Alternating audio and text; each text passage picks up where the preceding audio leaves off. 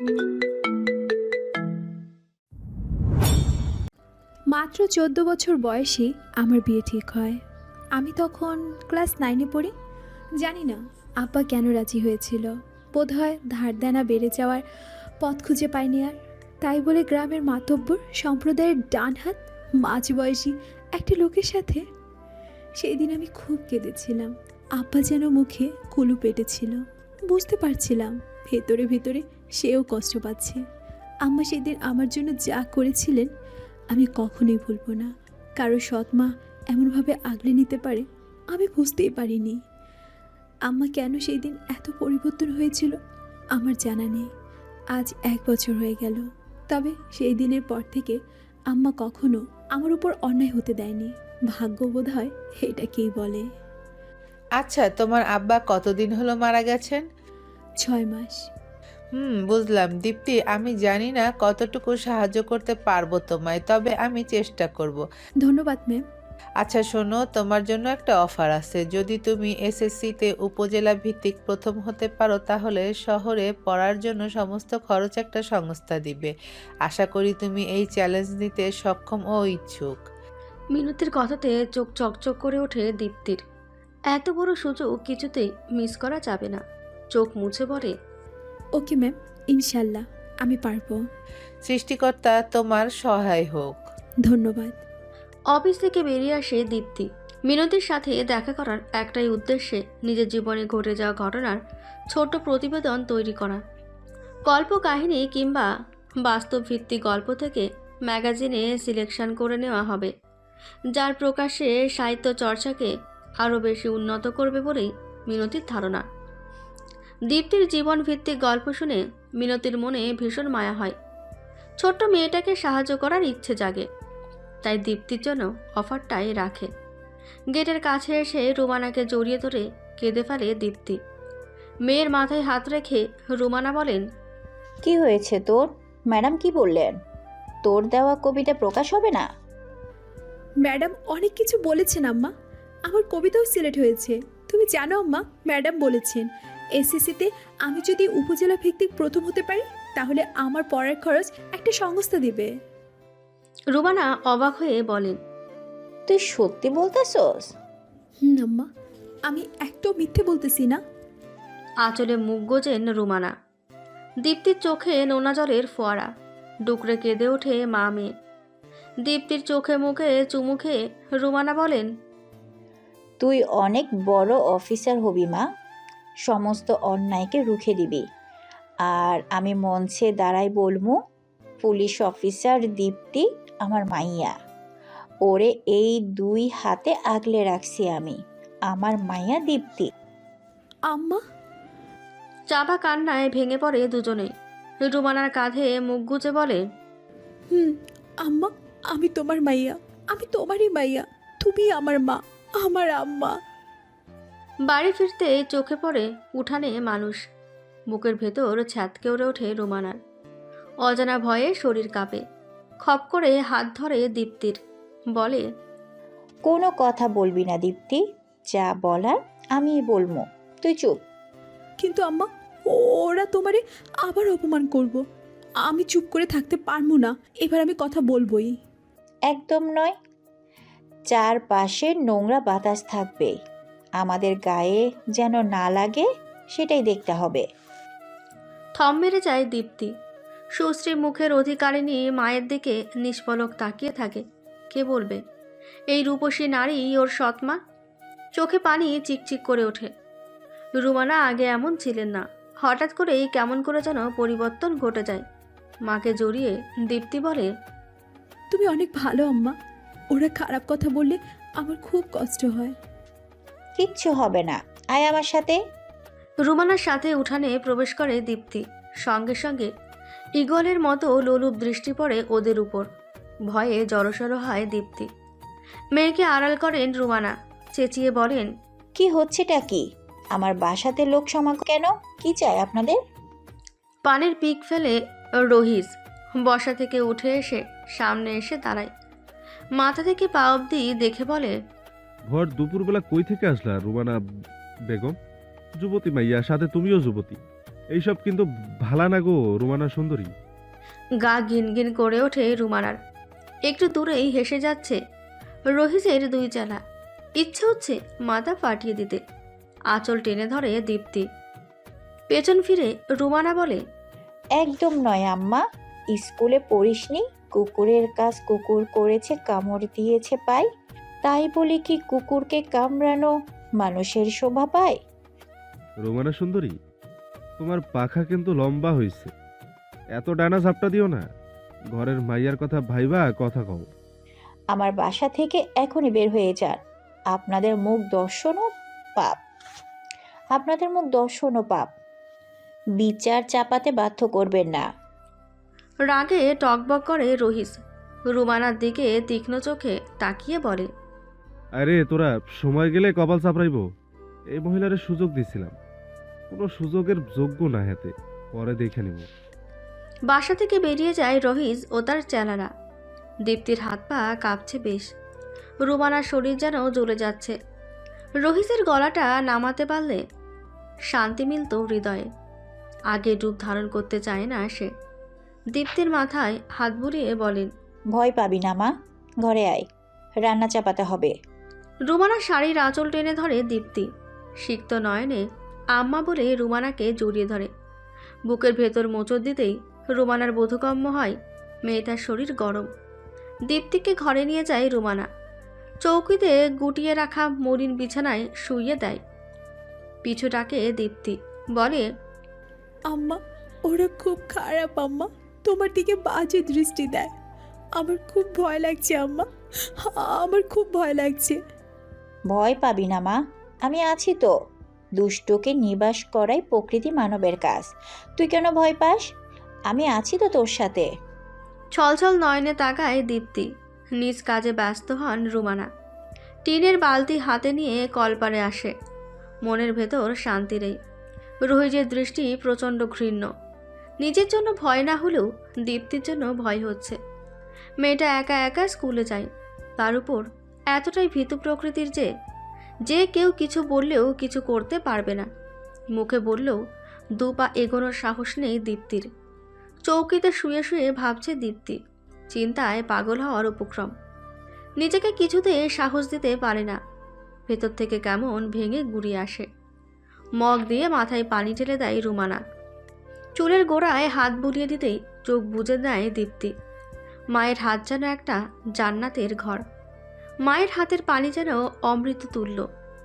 মাঝরাতে হাড় কাঁপুনি দিয়ে এলো জ্বর। রুমানা বুঝতে পেরেছেন ভয়ে জ্বর এসেছে দীপ্তির। বেশ চিন্তায় পড়ে গেলেন উনি। মেয়েটা এমন ভীতু প্রকৃতির হলে চলবে না। ভবিষ্যতেই বা কী হবে? অদ্ভুত সকল চিন্তাভাবনায় জর্জরিত রুমানা। দীপ্তির মাথায় হাত বুলাতে লাগলেন। দাঁতে দাঁত লেগে যায় দীপ্তির। পানি এনে মাথায় পট্টি দেয় রুমানা। সারা রাত আম্মা আম্মা বলে গোঙালো মেয়েটা। পুরো রাত্রিটা যেন রুমানার গায়ে কাটার মতো বিঁধে যায়। দীপ্তির চিন্তায় 2 চোখের ঘুম উবে গেছে বহু পূর্বেই। শেষ রাতের দিকে একটু চোখ লেগে ঠিক তখনই টিনের বেলায় আওয়াজ হয়। আচমকা আওয়াজে কান যেতেই হকচকিয়ে যায় রুমানা। গভীর ঘুমে আচ্ছন্ন যে দীপ্তি। চারপাশে চোখ বুলিয়ে লাঠি বের করেন উনি। ছোট ছোট পায়ে এগিয়ে আসেন দরজার কাছে। কান পেতে আওয়াজ শোনার চেষ্টা চালায়। ততক্ষণে দীপ্তির ঘুম ভেঙে গেছে। হালকা আর্তনাদ করে আম্মা বলে ডাকে দীপ্তি। ছুটে যায় রুমানা। মেয়ের মাথায় হাত বুলিয়ে বলেন, কিচ্ছু হয়নি মা, তুই ঘুমা, একদম চিন্তা করিস না।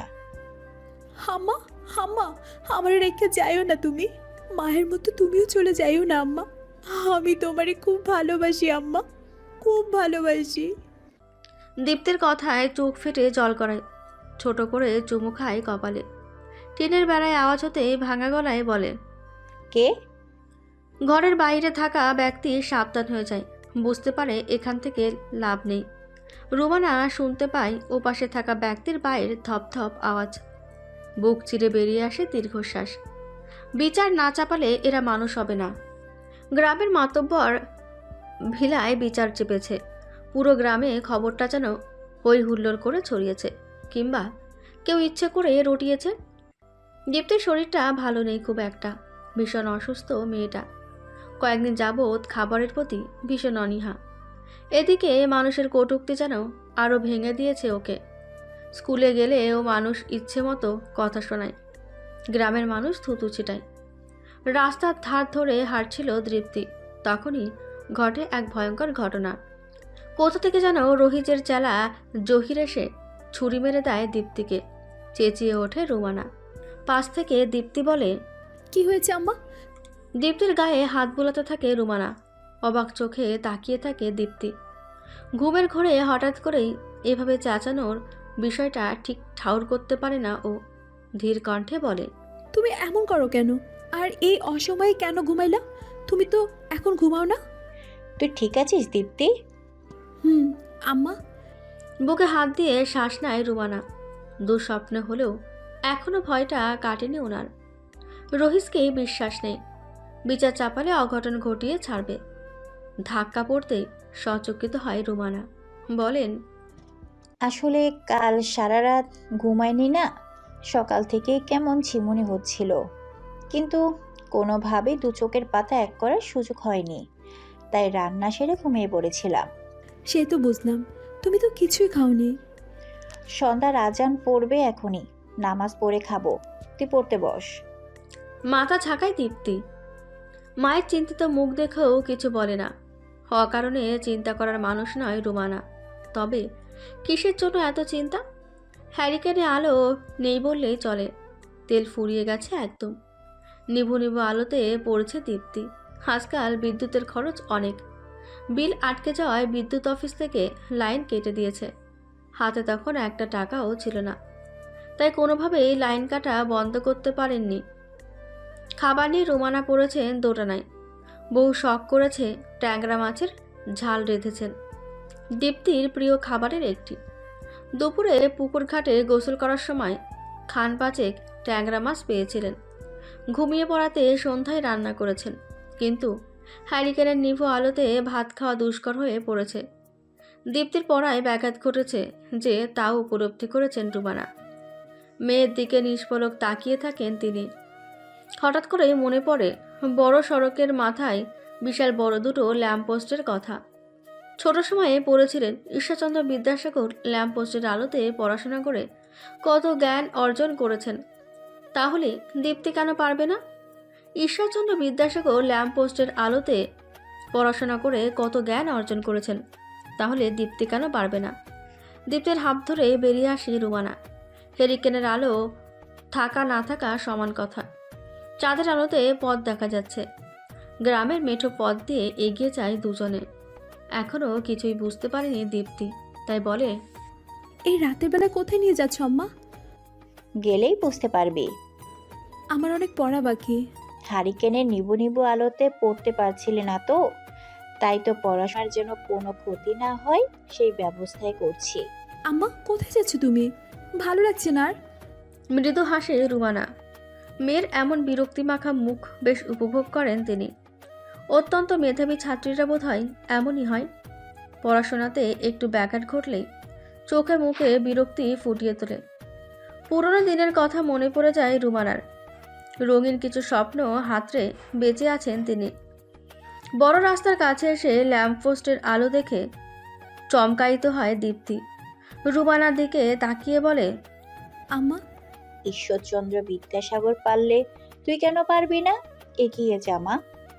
হাসি হাসি মুখে ছুটে যায় দীপ্তি, যেন কোনো প্রজাপতির সদ্য জন্ম নেওয়া বাচ্চা। পাখির মতো ডানা মেলে উড়ে যায় মেয়েটা। ল্যাম্পপোস্টের কাছে এসে বসে পড়ে। বই নিয়ে গভীর মনোযোগী হয়। পাশে বসেন রুমানা। ভাতের প্লেটের ঢাকনা সরিয়ে ডিমওয়ালা ট্যাংরা মাছের ঝালের সাথে ভাত মাখায়। দীপ্তির মুখের সামনে খাবার তুলতেই গপ গপ করে খেয়ে নেয়। অনেক রাত অবধি পড়াশোনা করে দীপ্তি। ল্যাম্পপোস্টের আলোতে এত ভালো করে পড়াশোনা করতে পেরে ভীষণ খুশি সে। পাশে বসে আছেন রুমানা। বই গুছিয়ে দীপ্তি বলে, ঘরে ফেরা যাক আম্মা। পড়া শেষ? হুম। আচ্ছা চল। দেশলাই দিয়ে হেরিকেনের আলো চালায় রুমানা। গুটি গুটি পায়ে মা মেয়ে এগিয়ে যায়। সড়ক পেরিয়ে ধান ক্ষেতের কাছে আসতেই শুনতে পায় কিছু লোকের কথাবার্তা। সম্ভবত নেশা করে কোনো গোপন বিষয়ে আলোচনা চালাচ্ছে। কান পেতে শোনেন রুমানা। মায়ের সতর্কতা যেন আষ্টেপৃষ্ঠে জড়িয়ে ধরেছে দীপ্তিকে। সে নিজেও সচেতন হয়, শুনতে পায় মাতব্বরের বিরোধী দলের কথা। কেউ একজন বলছে, এভাবে চলতে থাকলে আর হইব না, এখনই যা করার করতে হইব। সামনে নির্বাচন, এবার মাতুব্বরে সরাইতেই হইব। যদি না সারতে পারি ভাই আমাদের কল্লা রাখবো না। ঠিক করছস। ওই মন্টু, মদের গ্লাস দে। সব মদ কি একাই খাবিনি? দীপ্তিকে নিয়ে সরে আসেন রুমানা। অন্য পথ দিয়ে হাঁটা লাগায়। দীপ্তি বলে, আম্মা, ওরা কি নিয়ে আলোচনা করছিল? নির্বাচনে কি করবো আম্মা?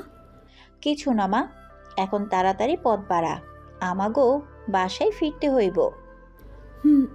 কিন্তু আম্মা। কোনো কথা নয় দীপ্তি। চুপ করে যায় দীপ্তি।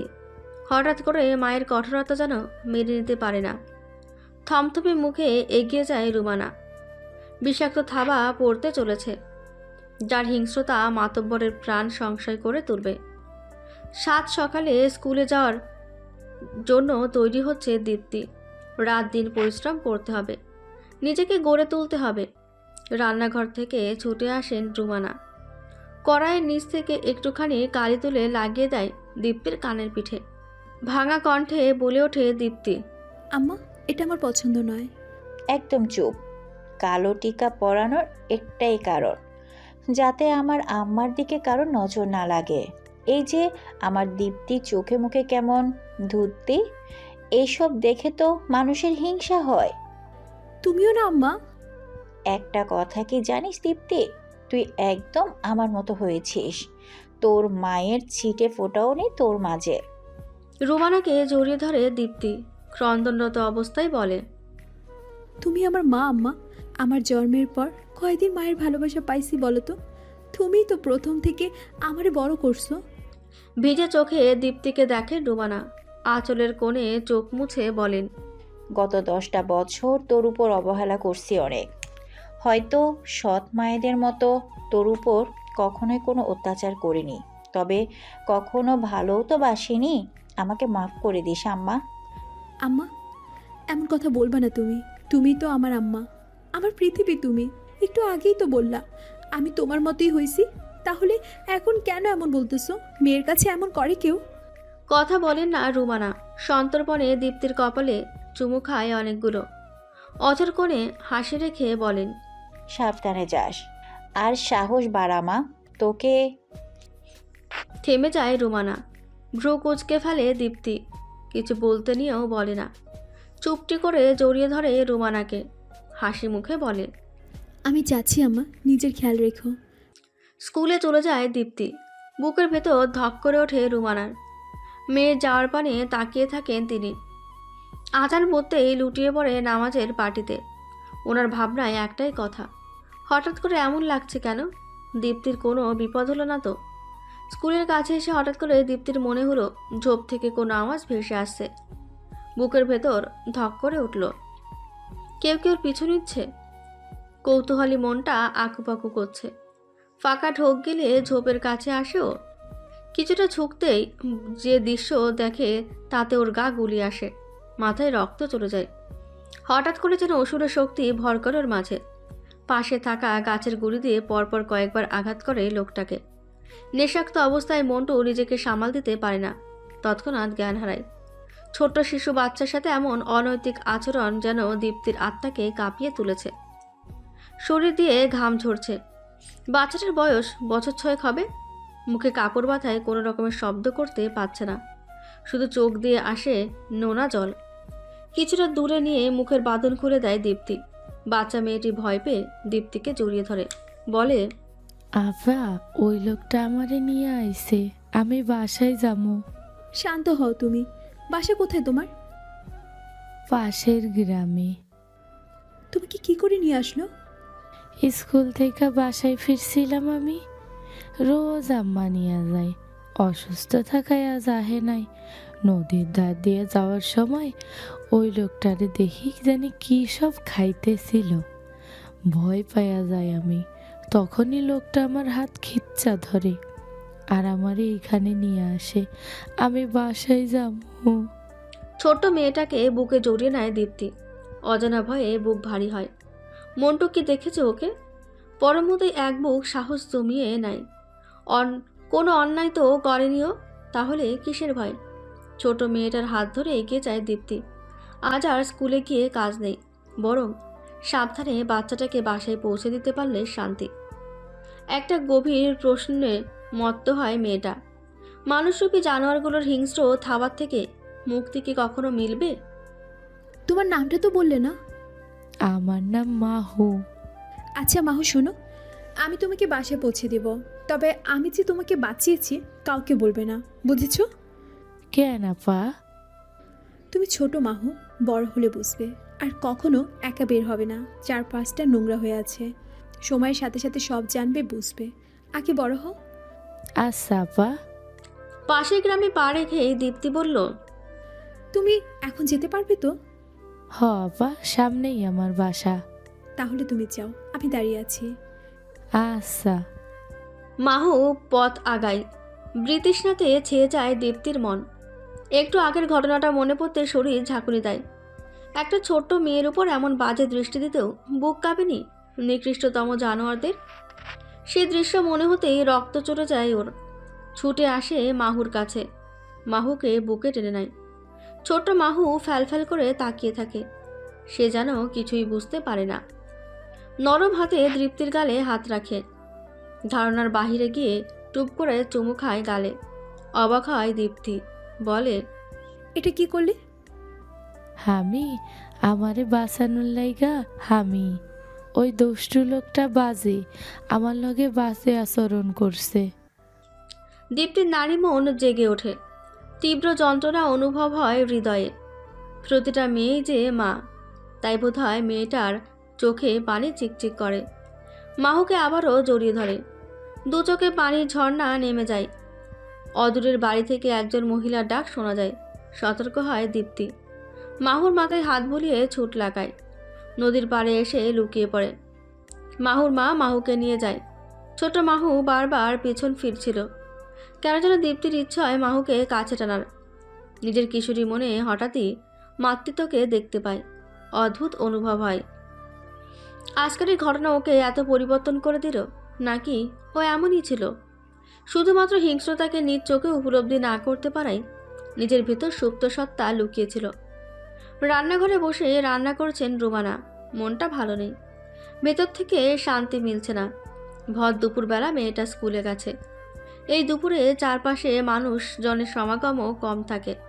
না জানি কোনো বিপদে সে ধরা দেবে।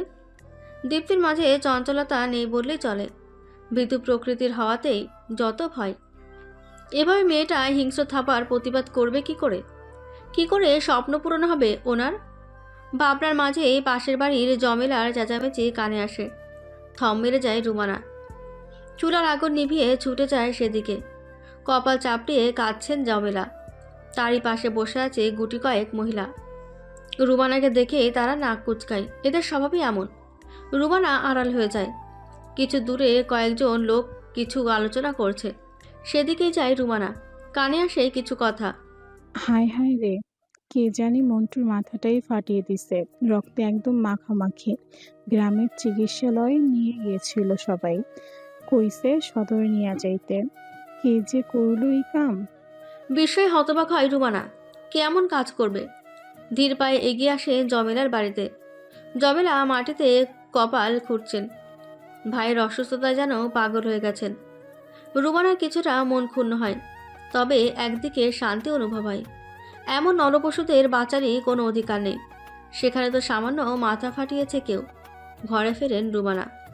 উঠানের দীপ্তিকে দেখে স্তব্ধ হয়ে যায়। সেকেন্ড কয়েক পর ছুটে যান মেয়ের কাছে। দীপ্তির বাহু ধরে বলেন, আম্মা, আম্মা, তুই ঠিক আছিস তো?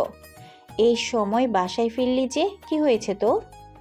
আমি ঠিক আছি আম্মা, ভালো লাগছিল না, তাই তো বাসায় ফিরে আসছি। অনেক ক্ষুধা লাগছে আম্মা। রান্না হয়েছে? হাত মুখ ধুয়ে বস তুই, আমি এখনই শাকবাজি করে খাইতে দিতাছি। আচ্ছা। রুমানা এগিয়ে যান। নিঃসন্দেহে রুমানা অপরূপা। নির্লিপ্ত চোখে থাকে তৃপ্তি। এমন গড়নের মেয়ে হয়ে কি করে সাধারণ এক কৃষককে বিয়ে করেছেন রুমানা? অবাক হলো দীপ্তি।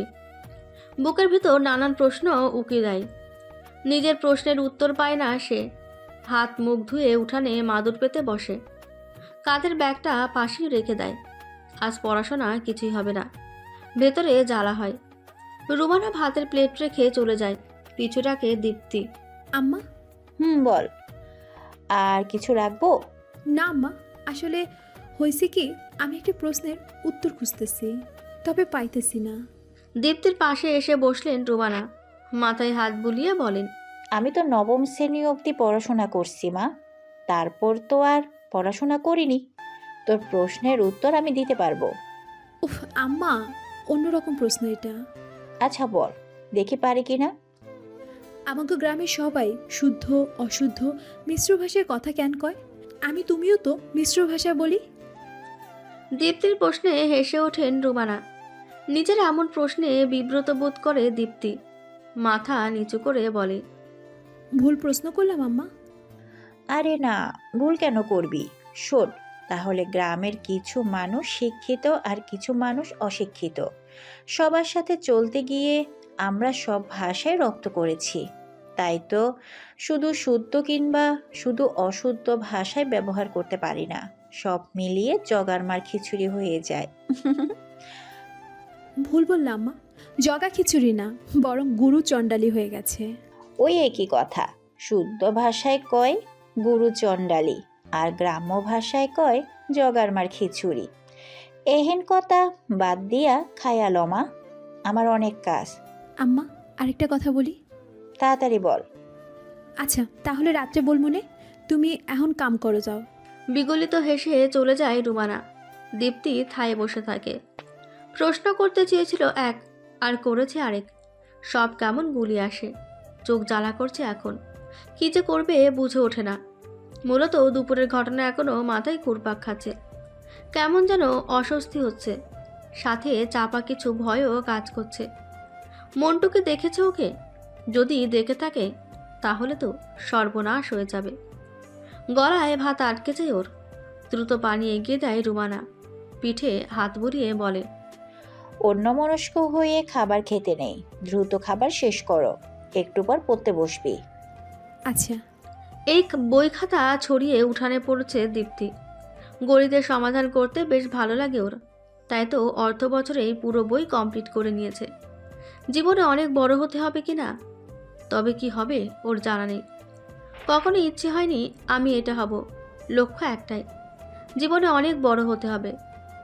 একের পর এক অঙ্ক করে চলেছে দীপ্তি। অঙ্ক হলো ম্যাজিকের মতো, একটা পারলেই আরও অনেকগুলো পারা যায়। রহস্য ভেদের মতোই, বেশ মজা লাগে দীপ্তির। পাশের বাসা থেকে চিৎকার কানে আসছে।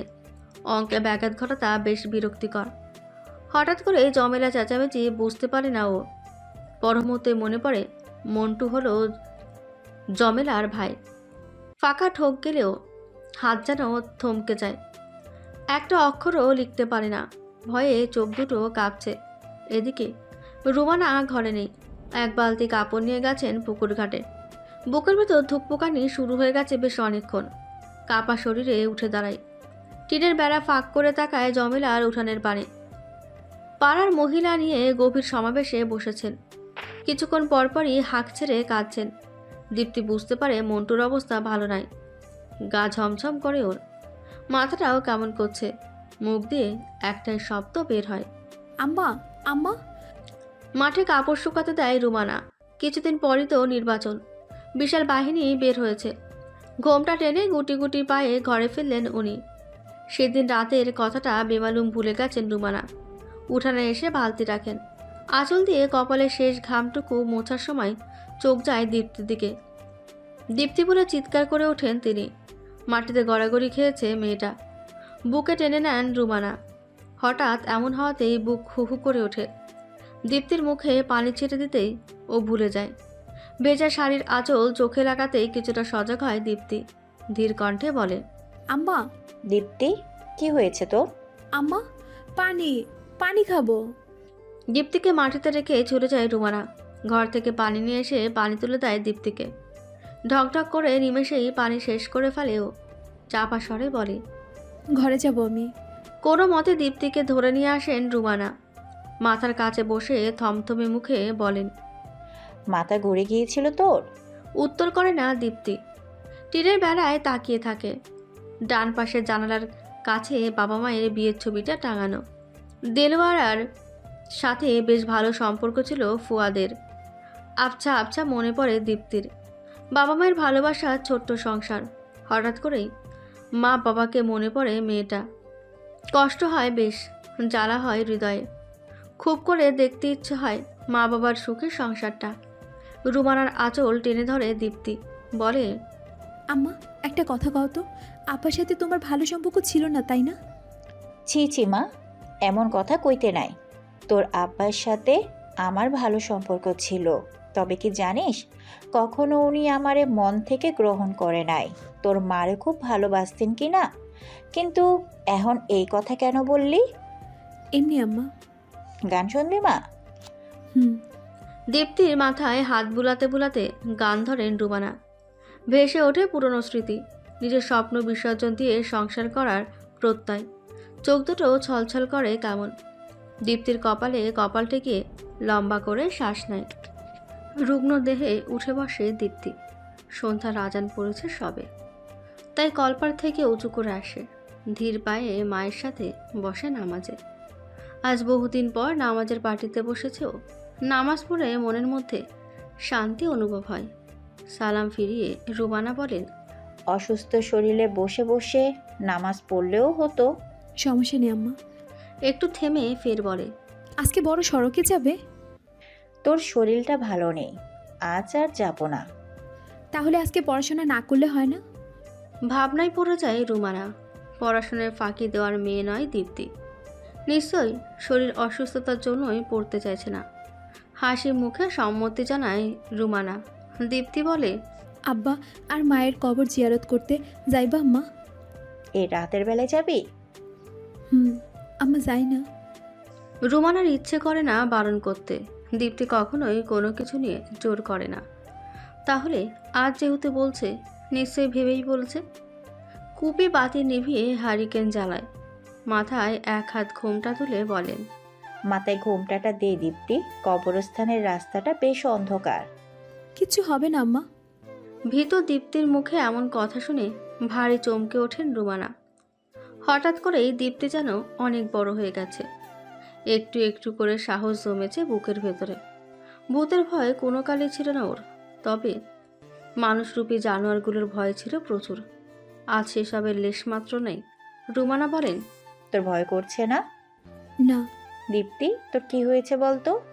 কিছু না আম্মা, চলো না যাই। আয়। দরজায় কপাট লাগিয়ে বেরিয়ে আসে রুমানা আর দীপ্তি। কোনো শব্দ ছাড়া পথ আগায়। চোখে মুখে উৎকণ্ঠা ছড়িয়ে ছিটিয়ে আছে। দীপ্তি যেন রক্ত মাংসে করা মানুষ নয়। হেঁটে পথ আগায় দুজনে। যন্ত্রমানবী দীপ্তির দিকে বিস্ময় নিয়ে তাকায় তিনি। প্রগাঢ় দৃষ্টিতে এগিয়ে যায় দীপ্তি। মনোযোগ অন্য জায়গায় হওয়াতে পায়ে কাটা ফুটে যায় রুমানার। আর্তনাদ করে ওঠেন তিনি। পেছন থেকে আওয়াজ আসতেই ঘোর ভাঙে দীপ্তির। ছুটে আসে রুমানার কাছে। মাটিতে বসে পড়েছেন তিনি। জুতোর ভেতর দিয়ে বেলকাটা ঢুকেছে। দীপ্তি বলে, বাসায় চলো আম্মা। না, এত দূর এসেছি, ফিরে যাব না আর। কিন্তু আম্মা। কোনো কথা নয়। দীপ্তির চোখে মুক্তদানার মতো পানি চিকচিক করে। মায়ের ব্যথাতুর স্থানে নরম হাতে স্পর্শ করে। রক্তে পা মেখে গেছে রুমানার। বুকের ভেতর তীব্র যন্ত্রণা অনুভূত করে মেয়েটা। রুমানাকে জড়িয়ে ধরে বলে, বাসায় ফিরে যাই না আম্মা। এত অল্পতে ভয় পেয়ে গেলি মা? আমার এই সামান্য ব্যথা কিছু নয় রে, অনেক যন্ত্রণা আছে বুকে। কিসের কথা কইতেছো তুমি? আমি কিছুই বুঝতেছি না। এখন চল তো। দীপ্তির হাত ধরে এগিয়ে যায় রুমানা। খরা মাটিতে তরল রক্তের ছোপ ছোপ দাগ। নিঃসন্দেহে ভয়ের তো কোনো অশরীরের মতো দেখাচ্ছে। যে কেউ ভয় পেতে বাধ্য। দীপ্তির গা গুলিয়ে আসে। পথ যত আগায় ভয় তত বাড়ে। কখনো ভূত নামক ভয় ছিল না ওর, তবে আজ ভয় হচ্ছে, খুব বেশি ভয় হচ্ছে। কবরস্থানের কাছে আসতেই গায়ের প্রতিটি শিরা কেঁপে ওঠে। রক্তে যেন ঠান্ডা তরল স্রোত নেমে যায়। গা ঝমঝমিয়ে ওঠে। রুমানাকে খামচে ধরে দীপ্তি আশ্বস্ত করে বলে, ভয় পাচ্ছিস কেন? কবরস্থান হলো পবিত্র, এখানে শুয়ে আছে আমাদের আপনজন। আমার ভয় করছে আম্মা। মৃদু হাসেন রুমানা। দীপ্তির হাতে হাত রেখে বলে, আয় তো আমার সাথে। কবরস্থানের ভেতরে ঢুকে দোয়া পাঠ করে দীপ্তি ও রুমানা। হঠাৎ করে অনুভব হয় দু চোখে নেমেছে নোনা জলের ফোঁটা। তীব্র যন্ত্রণা হয় হৃদয়ে, যেন কেউ সুচ দিয়ে একটু একটু করে আঘাত করে চলেছে। মৃদু আর্তনাদ করে ওঠে দীপ্তি। মেয়েকে জড়িয়ে কেঁদে ওঠেন রুমানা। থমথমে মুখে বলেন, কান্না করতে নেই মা, দোয়া করতে হয়। আমার খুব কষ্ট হচ্ছে আম্মা, খুব কষ্ট হচ্ছে। বুকে পাথর চাপা দিয়ে কান্না আটকায় রুমানা। ভেঙে পড়লে চলবে না। দীপ্তির কান্নার শব্দ কবরস্থানের চারপাশে নিস্তব্ধতাকেও থমকে দেয়। করুণ আওয়াজে খ্যাকশিয়াল জেগে ওঠে। ওর সাথে সাথেই খেকশিয়ালও ডেকে ওঠে। সমস্ত করুণ আওয়াজ ভুতুরে পরিবেশ বিরাজ করায়। মৃদুস্বরে ডাকেন রুমানা। চিকন ঘামে ভিজে গেছে দীপ্তির শরীর। এভাবেই কেটে যায় বেশ অনেকক্ষণ। পরিবেশ তখন একদমই শান্ত। নিঃশ্বাসের শব্দ গোনা যাবে খুব সহজে। কবরস্থান থেকে বেরিয়ে আসে দুজনে। গ্রামের পথ ধরে আসে ফসলি জমির ধারে। এই দিকটা বরাবরই শান্ত। আশেপাশে বহু দূর অবধি কোনো মানুষের বসবাস নেই। দীপ্তির মাথায় হাত রেখে উঠে দাঁড়ায় রুমানা। চোখের কার্নিশ বেয়ে নেমে যাওয়া অশ্রুকে বাড়তে না দিয়ে বলেন, দীপ্তি, তোর মনে অনেক প্রশ্ন, তাই না? এতদিন ধরে কৌতূহলী মনকে দমিয়ে রেখেছিস। তুমি কি করে বুঝলা? তোর চোখ মুখ আমাকে অনেক কিছু বলে দেয়। তোর প্রশ্নের উত্তর আজ দিব আমি। আম্মা, আমার কোনো প্রশ্নের উত্তর চাই না। জানতে হবে দীপ্তি, জানতে হবে তোকে। ভয়ে গুটিয়ে থাকলে চলবে না। সাধারণ কথাটাই টকবগে অকিশোরীর মনে উদ্দীপনা সৃষ্টি করে। জাগ্রত হয় উৎকণ্ঠা। ভেজা নেত্র পল্লব মেলে তাকিয়ে থাকে রুমানার দিকে। চন্দ্র রজনীর দিকে তাকিয়ে রুমানা বলেন, তোর বাবার সাথে আমার বিয়ে হয় যখন, তখন আমি 17তে পা দিয়েছি মাত্র। বাবা তখন উপায় না পেয়ে তোর বাবার সাথে বিয়ে দিয়েছিলেন। একজন ভালো মানুষের সন্ধান করেছেন। তোর বাবার সাথে পরিচয় ছিল আগেই। সুন্দরী হওয়াতে চারপাশের হায়নার নজর পড়েছিল। বাবাকে মা খেতে হয় বহুবার। পড়াশোনা স্থগিত হয়েছে 2 বছর। কোনো মতে 9ম শ্রেণীতে আসলাম। ইচ্ছে ছিল বড় পুলিশ অফিসার হওয়া, তবে হায়নার দলেরা আমাকে সেই সুযোগ দেয়নি। কেড়ে নিয়েছিল আমার কিশোরী মনের ইচ্ছা। বাবার পায়ে ধরেছিলাম যাতে আমার বিয়ে না দেয়, তবে শুনেনি সে কথা। জোর করেই তোর বাবার সাথে বিয়ে দিয়ে দেন। যখন শুনি সে ছিল বিবাহিত, তাছাড়া 4 বছরের একটা মেয়েও আছে, তখন আমার কি অবস্থা হয়েছিল আমি নিজেও জানি না। প্রথম তোর বাবাকে ঘৃণা হতো। কি করে পারলো এত ছোট একটা মেয়েকে বিয়ে করতে? তবে ধীরে ধীরে মানিয়ে নিতে শিখি। তোর বাবা সত্যিই ভালো মানুষ ছিলেন। অল্প আয়ে পুরো সংসার চালাতেন, তবে হঠাৎ করে নেশাগ্রস্ত হয়ে পড়লেন। ধার দেনা হলো, শেষে তোকে বিয়ের জন্য জোর করলো। সেদিন আমি তোর মাঝে নিজের প্রতিচ্ছবি দেখেছিলাম। বুকের ভিতর কষ্ট অনুভব হয়েছিল। সেই দিনই আমি নিজের মাঝে মাতৃত্বকে দেখতে পাই। তোর বাবার প্রতি রাগ থেকে সন্তান গ্রহণ করিনি আমি, তবে সেদিন অনুভব করেছিলাম আমার মেয়ে আছে, আমার সন্তান তুই। গর্ভধারণ না করলেও তুই আমার মেয়ে, আমার প্রতিচ্ছবি। আমি তোর সাথে অন্যায় হতে দিব না। সেদিন নিজের মায়ের শেষ চিহ্নটা বিক্রি করে তোর বাবার সমস্ত ধার দেনা পরিশোধ করি। আগলে নেই তোকে। ভেবেছিলাম ছোট্ট একটা সংসার করব, তোকে অনেক বড় করে তুলব, কিন্তু আমার কপালে সেটা হলো না। 6 মাস যেতেই তোর বাবা মারা গেলেন। জানিস, সেদিন আমি ভেঙে পড়িনি, কারণ আমি অনুভব করেছিলাম তোর জন্য আমায় শক্ত থাকতে হবে, আমার স্বপ্নের জন্য শক্ত থাকতে হবে। আমি জানি তুই মনের ভিতরে কোনো ইচ্ছা রাখিসনি। আমার ইচ্ছেটা পূরণ করবি তো তুই? আমি মজা করে সেদিন তোকে অফিসার হওয়ার কথা বলিনি। আমি সত্যি তোকে বলেছিলাম পুলিশ অফিসার হওয়ার কথা। পারবি না মা? আমার স্বপ্ন পূরণ করবি তো আম্মা? বল দীপ্তি, আমাকে কথা দে তুই। কথাগুলো বলার সময় অঝরে কাঁদেন রুমানা। দীপ্তি যেন পাথর হয়ে গেছে। মেয়ের দিকে তাকিয়ে থমকে চান তিনি। হালকা আলোতে দীপ্তির মায়াবী মুখ নিজের কৈশোরের কথা মনে করায়। ছুটে আসেন রুমানা। মেয়েকে জড়িয়ে ধরে ঝমঝমে কাঁদেন, বলেন, কথা দে দীপ্তি। কথা দিলাম আম্মা, তোমার সব স্বপ্ন পূরণ করব আমি। দুষ্ট লোকের হিংস্র থাবাকে ধ্বংস করব। আমি তোমার মেয়ে আম্মা, হিংস্রকে বিনাশ করব। পরপর কয়েকখানা চুমু খান রুমানা। দীপ্তির চোখ থেকে কোনো পানি পড়ে না। সে বলে, আম্মা, আমি একটা কথা লুকাইছি তোমার থেকে। কি কথা? মন্টুর অবস্থার জন্য আমি দায়ী। আমি লাঠি দিয়ে মাথায় আঘাত করেছি। দু হাত পিছিয়ে যান রুমানা। দীপ্তির বাহু চেপে ধরেন। আশেপাশে তাকিয়ে সতর্ক হন। অজানা ভয়ে রক্ত শীতল হয়ে যায়।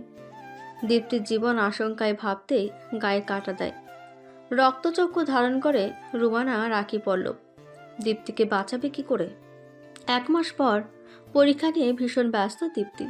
স্কুলের স্যারদের কাছে বেশ প্রশংসায় রয়েছে। শত অবজ্ঞার পর দিন শেষে দীপ্তি স্কুলের দীপ্তি হয়ে জ্বলে। ওর জন্য স্কুলের নাম হয়েছে। মুখিয়ে আছে পুরো ইউনিয়ন।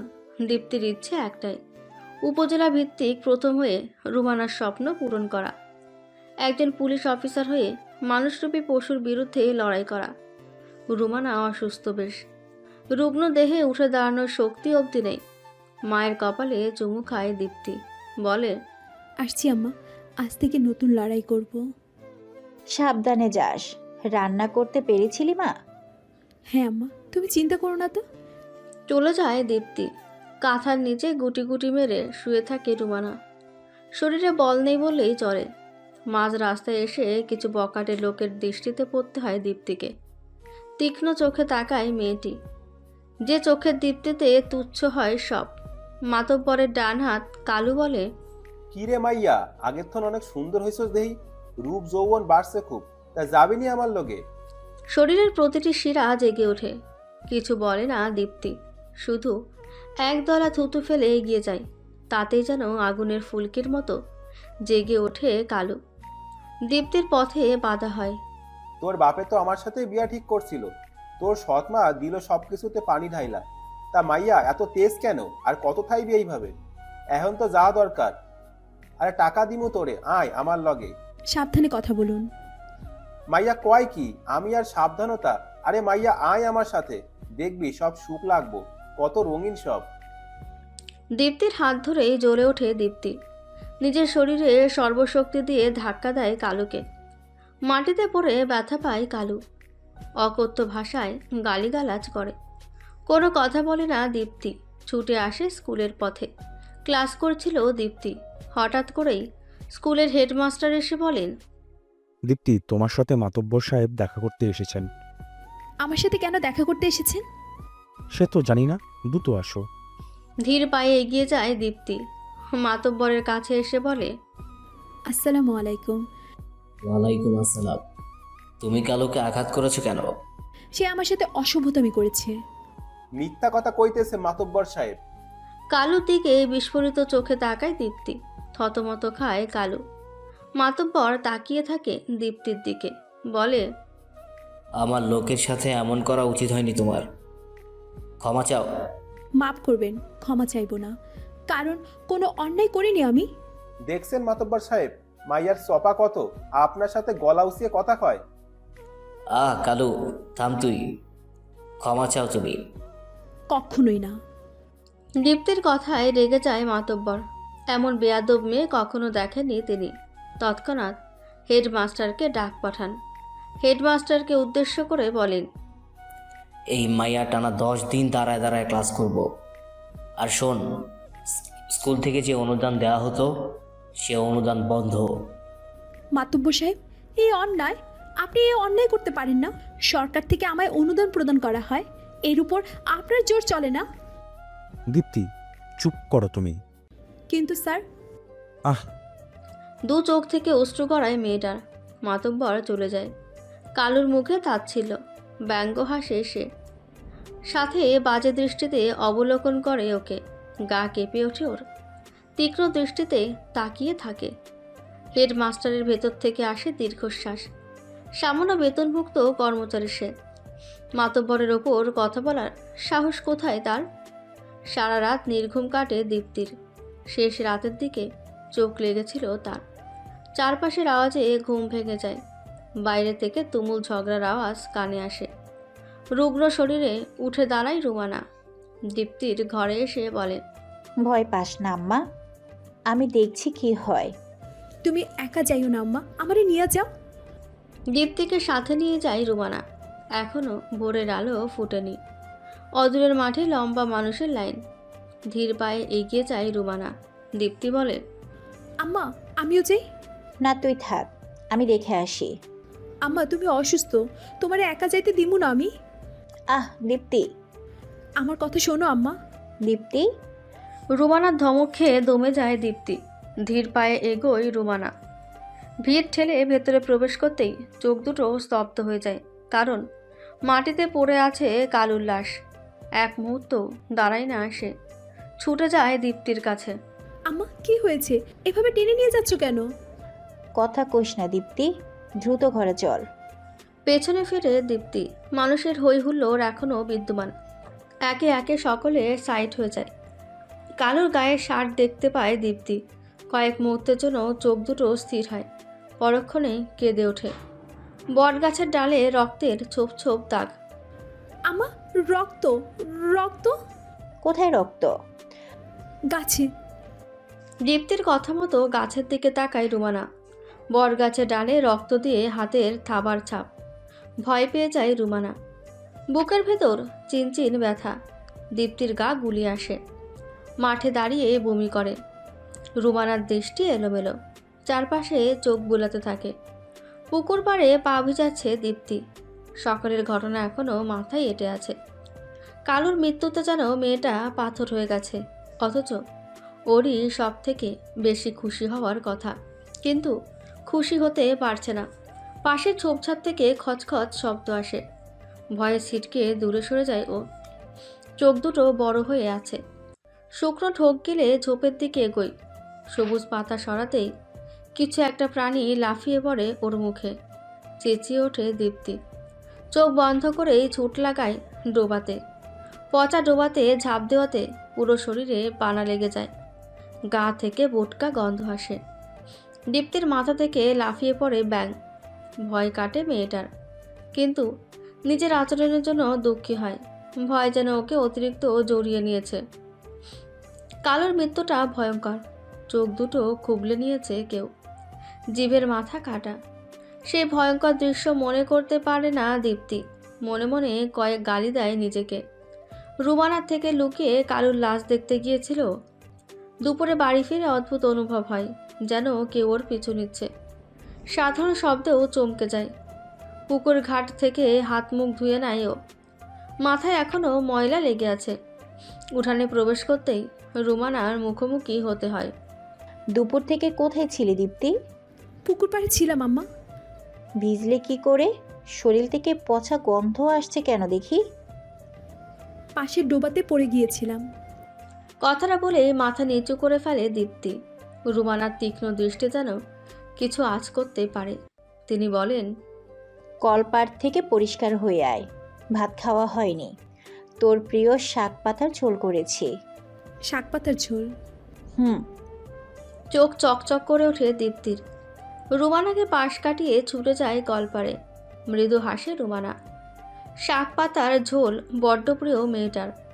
ভাতের থালায় ভাত নিয়ে মাখিয়ে দেয় রুমানা। জামা বদলিয়ে নেয় দীপ্তি। রুমানা বলেন, হা কর। কতদিন পর খাইয়ে দিল তুমি? সেদিনও তো খাইয়ে দিলাম। সেটাই তো কত ঘন্টা পর। মেয়ের কথায় তৃপ্ত হয় রুমানা। চোখ দুটো বুজে আসে। ছলছল নয়নের ফাঁকে চোখ যায় দীপ্তির ডান হাতে। ঘাড়ের নিচের অংশটুকু ছেঁড়া। ভাতের প্লেট রেখে সেখানে মনোযোগ দেয় রুমানা। দীপ্তি বলে, এটা কিছুই নয়, ছিঁড়ে গেছে আর কি। আমাকে বলিসনি কেন? তুমিও তো অসুস্থ। সে যাই হোক, তাই বলে বলবি না? খাবার খেয়ে আমার সেলাই দেখবি, হাতে হাতে শিখে রাখবি, কাজে দিবে। আচ্ছা। ভাতের লকমা তুলেন রুমানা। দীপ্তি বলে, তুমি তো খেলে না আম্মা। আমি পরে খাবো, এখন তুই হা কর তো। খটকা লাগে ওর। রুমানার কথা বিশ্বাস হয় না, তাই উঠে যায়। কোথায় যাচ্ছিস তুই? দীপ্তি, আমার কথা শোন। রুমানার কথায় পাত্তা দেয় না ও, চলে যায় রান্নাঘরে। ভাতের হাঁড়ি মেলে চোখ দুটো চিকচিক করে ওঠে। এক মুঠো ভাতও নেই তাতে। হৃদয়ে জ্বালা হয়, ভীষণ জ্বালা। সৎমা হয়ে কি করে পারে এমনটা করতে? নিচে না খেয়ে সৎ মেয়ের জন্য খাবার রাখা। পেছন থেকে রুমানা স্পর্শ পেতেই ঝমঝমে কেঁদে ওঠে দীপ্তি। জড়িয়ে ধরে বলে, তুমি কি মানুষ আম্মা? কি করে পারো এতটা ভালোবাসতে? আমি এতটা ভাগ্যবতী কেন আম্মা? এত ভালোবাসা পাওয়ার যোগ্যতা আমার কি আছে? মাতব্বর সাহেব, কালুর মৃত্যুর রহস্য কি খুঁজে পেয়েছেন? আরে বাদ দে তো বলাস, যে মরছে সে তো মরছে। সামনে আমার নির্বাচন, এখন নির্বাচনে মনোযোগ দে, এসব উটকো বিষয়ে কথা কবি না। কিন্তু কালুর মৃত্যুর রহস্য বেদ হবে না? ওর পরিবারকে কি সান্ত্বনা দিবেন? পানের পিক ফেলেন মাতব্বর। পলাশের দিকে সরু চোখে তাকিয়ে বলেন, তোর এত দরদ উঠলে কেন? মরার শখ হইছে? এখনই ভা খালার পুত, আইসে আমার সান্ত্বনার বাপ। মাথা নিচু করে চলে যায় পলাশ। মনে মনে প্রচণ্ড ক্ষোভ হয়েছে। কালু ছিল মাতব্বরের ডান হাত, আর সেই ডান হাতের ওপর এমন অবিচার আচরণ নেইকেই যখন সাধারণ ঘটনা ধরে নিয়েছেন, তাহলে ওনার ওপর কতটা ভরসা করা যায়? ক্ষিপ্ত পলাশ মনে মনে ছক কষে নেয়। মাতব্বরের 12টা বাজাবে এবার। নির্বাচনে কি করে বিজয়ী হয় সেও দেখে নেবে। কাঁথা নিয়ে জমিদার মহলে প্রবেশ করে রুমানা। সদর দরজায় এসে মাথায় ঘোমটা তুলে নেয়। দীপ্তির চোখ যেন ছানা বড়া, অবাক চোখে তাকিয়ে থাকে জমিদার মহলের বিশাল কারুকার্যে। আদেশের সুরে রুমানা বলেন, মাতার ঘোমটা তুলে নে। আগে কখনো জমিদার বাড়িতে আসিসনি, জানি না কি আদব কায়দা। আচ্ছা আম্মা, জমিদার বাড়ির প্রতিটি আসবাবপত্র খুব মূল্যবান, তাই না? তা তো হবে। মায়ের সাথে মহলে প্রবেশ করে সে। চারপাশে চোখ বুলাতে থাকে বিস্মিত নয়নে। চোখ যেন নড়তেই চায় না। এমন সৌন্দর্য আগে কখনো দেখেনিও। গ্রামের মাতব্বর বাড়িকে রাজপ্রাসাদ মনে হতো ওর, এখন তো মনে হচ্ছে জমিদার মহল কোনো স্বর্গপুরী। অন্যমনস্ক থাকাতে দরজায় মাথা ঠুকে যায়। আহ বলে আর্তনাদ করে ওঠে। একজন রক্ষী ছুটে এসে বলে, এই কে তুমি? মহলে কি করছো? আমি আমি দীপ্তি, জমিদার মহলে কাঁথা নিতে এসেছি। এখান থেকে যাও, আর এদিকে আসবে না। মাথা ঝাঁকায় দীপ্তি। রক্ষী যেন হাঁপ ছেড়ে বাঁচে। নিজ অবস্থানে যাবার জন্য পা বাড়াতেই পেছন থেকে মিষ্টি এক কণ্ঠ আসে কানে। কে এসেছিল রক্ষী? সুপ্রভাত জনাব। সুপ্রভাত। কে এসেছিল? কোনো এক কাঁথা বিক্রেতার মেয়ে। ও আচ্ছা, জমিদার মহাশয়ের জন্য চিত্র তৈরি হয়ে গেছে, তাকে ডেকে পাঠাও। আচ্ছা জনাব। রক্ষী চলে যায়। দরজা লাগিয়ে দেয় কুশল। বহু চেষ্টার পর আজ জমিদার পরম্পরাভুক্ত চিত্রটি তৈরি করতে পেরেছে সে। বলতে হয়, কয়েক শত বছর পূর্বের চিত্র শিল্পীদের হাতের কাজ ছিল খাসা। দীর্ঘ 38 দিন পর একটি চিত্র তৈরি করতে সক্ষম হলো। অথচ দেশের বিভিন্ন স্থানে কুশলের হাতের প্রশংসায় পঞ্চমুখ। বাহ, তোমার হাতের কারুকাজ প্রশংসনীয় বটে। সবগুলো কাঁথাই আমার বেশ পছন্দ হয়েছে। ধন্যবাদ ম্যাডাম। কি যেন নাম তোমার? রোমানা সুন্দরী। খাসা নাম তো। আচ্ছা শোনো রোমানা সুন্দরী, তোমার সবগুলো কাঁথাই আমি নিয়ে নিচ্ছি, আর তোমার পারিশ্রমিকও এখনই দেওয়া হবে। আচ্ছা ম্যাডাম। জমিদার গিন্নির থেকে বিদায় নেয় রুমানা। দীপ্তিকে অনেক সময় ধরে দেখেনি সে। মাঝে কোথায় দাঁড়িয়ে আছে কে জানে। চিন্তাগ্রস্ত রুমানা এগিয়ে যায়, রক্ষীর সামনে এসে দাঁড়ায়, বলে, আপনি কি একটা মেয়েকে দেখেছেন? কোন মেয়ে? আম্মা। পেছন থেকে দীপ্তির কণ্ঠ কানে আসতেই ঘুরে তাকায় রুমানা। দ্রুত দীপ্তির কাছে এসে বলেন, কোথায় গিয়েছিলি জানিস না? এটা জমিদার মহল। এখানেই ছিলাম আম্মা। এখন দ্রুত আয়। দীপ্তির হাত ধরে বেরিয়ে আসেন রুমানা। দরজা মেন ফটকে এসে জমিদারের মুখোমুখি হতে হয়। জমিদার আনন্দ পাঠান বলেন, এরা কারা? কথা বিক্রেতা জনাব। ও। জমিদার চলে যান। রুমানা আর দীপ্তি দ্রুত পায়ে বেরিয়ে আসে। দীপ্তি বলে, জমিদার সাহেব এমন কেন আম্মা? কেমন যেন তার দৃষ্টি। ও কিছু নয়, সন্ধ্যার পূর্বে বাসায় ফিরতে হবে। গ্রামের পথ ধরে হেঁটে যায় দুজনে। পা যেন ব্যথায় টনটন করছে। উপায় না পেয়ে বড় সড়কে আসেন রুমানা। লোকাল বাসে করে আসে নিজেদের গ্রামে। এই প্রথম বাসে চড়েছে দীপ্তি। নিজের গ্রামের বাইরে একটি গ্রামই ঘুরেছে সে। অভাবের সংসারে এর থেকে বেশি কিছু আশা করা ঠিক না। বিস্ময় নিয়ে বাস থেকে নামে মেয়েটি। সব কিছু যেন স্বপ্নের মতো। রুমানা বলেন, শহরের পরিবেশ আরো সুন্দর, বড় বড় গাড়ি, বাড়ি, স্কুল, কলেজ দেখলেই মাথা ভন ভন করে। তুমি কেমনে জানলে আম্মা? আমি গিয়েছিলাম তো, আব্বা আমাকে নিয়ে গিয়েছিল। শহরের পরিবেশ হলো কল্পনার মতো। তোর ম্যাডাম বলেছে তো, উপজেলা ভিত্তিক প্রথম হতে পারলে তোরে শহরে পড়াশোনার সব খরচ দিবে। কিন্তু আম্মা, আমি যদি না পারি? আরে বোকা মেয়ে, পারবি। না পারলে আমি আছি তো, তোরে শহরে নিয়ে পড়ালেখা করা। তুই মস্ত বড় পুলিশ অফিসার হবি। কি যেন বলে, কেমন অফিসার যেন, যাই হোক বড় অফিসার হবি তুই। চোখে হাজার খানেক স্বপ্ন জমা হয়। অজপাড়া গ্রামের মেয়েটি পুলিশ অফিসার হতে চায়। এর থেকে ভালো কিছু আছে? সন্ধ্যার অনেক আগেই বাসায় ফিরে দীপ্তি।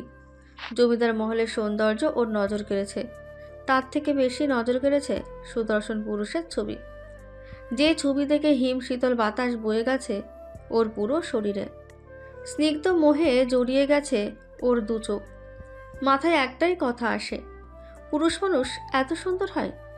সন্ধ্যার আজান কানে আসতেই হুড়মুড়িয়ে ওঠে দীপ্তি। মাথায় ঘোমটা টেনে যায় পুকুর পাড়ে। কেন পুকুর পাড়ে আসলো তার জানা নেই। হঠাৎ করে সে দেখতে পায় ছোপ ছোপ রক্ত। গা গুলিয়ে আসে। পাশে পড়ে আছে বড় রকমের তলোয়ার। আম্মা বলে চিৎকার করে দীপ্তি। নামাজে বসবেন রুমানা।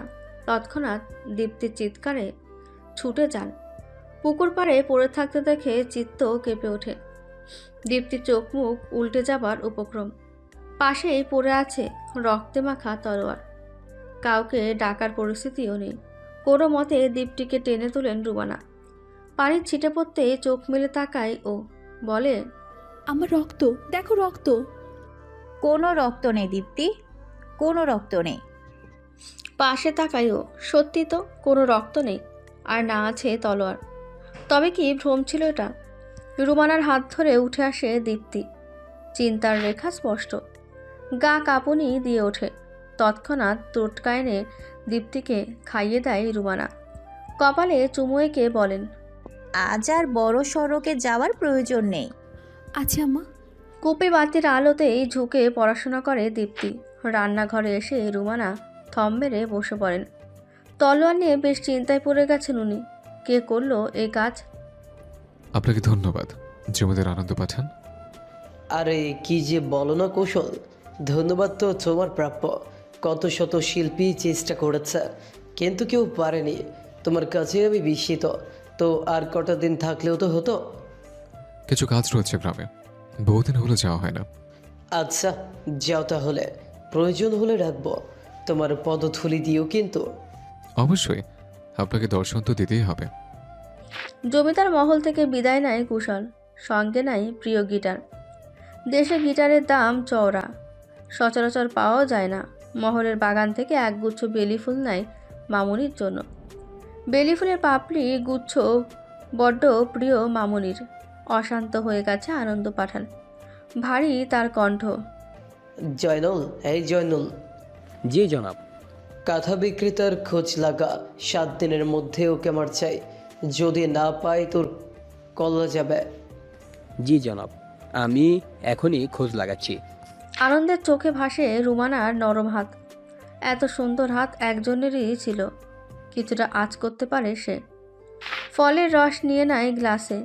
আজ বহুদিন পর শান্তি মিলেছে মনে। এত খোঁজার পরও মালিনীকে পায়নি আনন্দ। দেখতে দেখতে 12 বছর পার হয়ে গেছে। গ্লাস হাতে নিয়ে শয়তানি হাসে সে।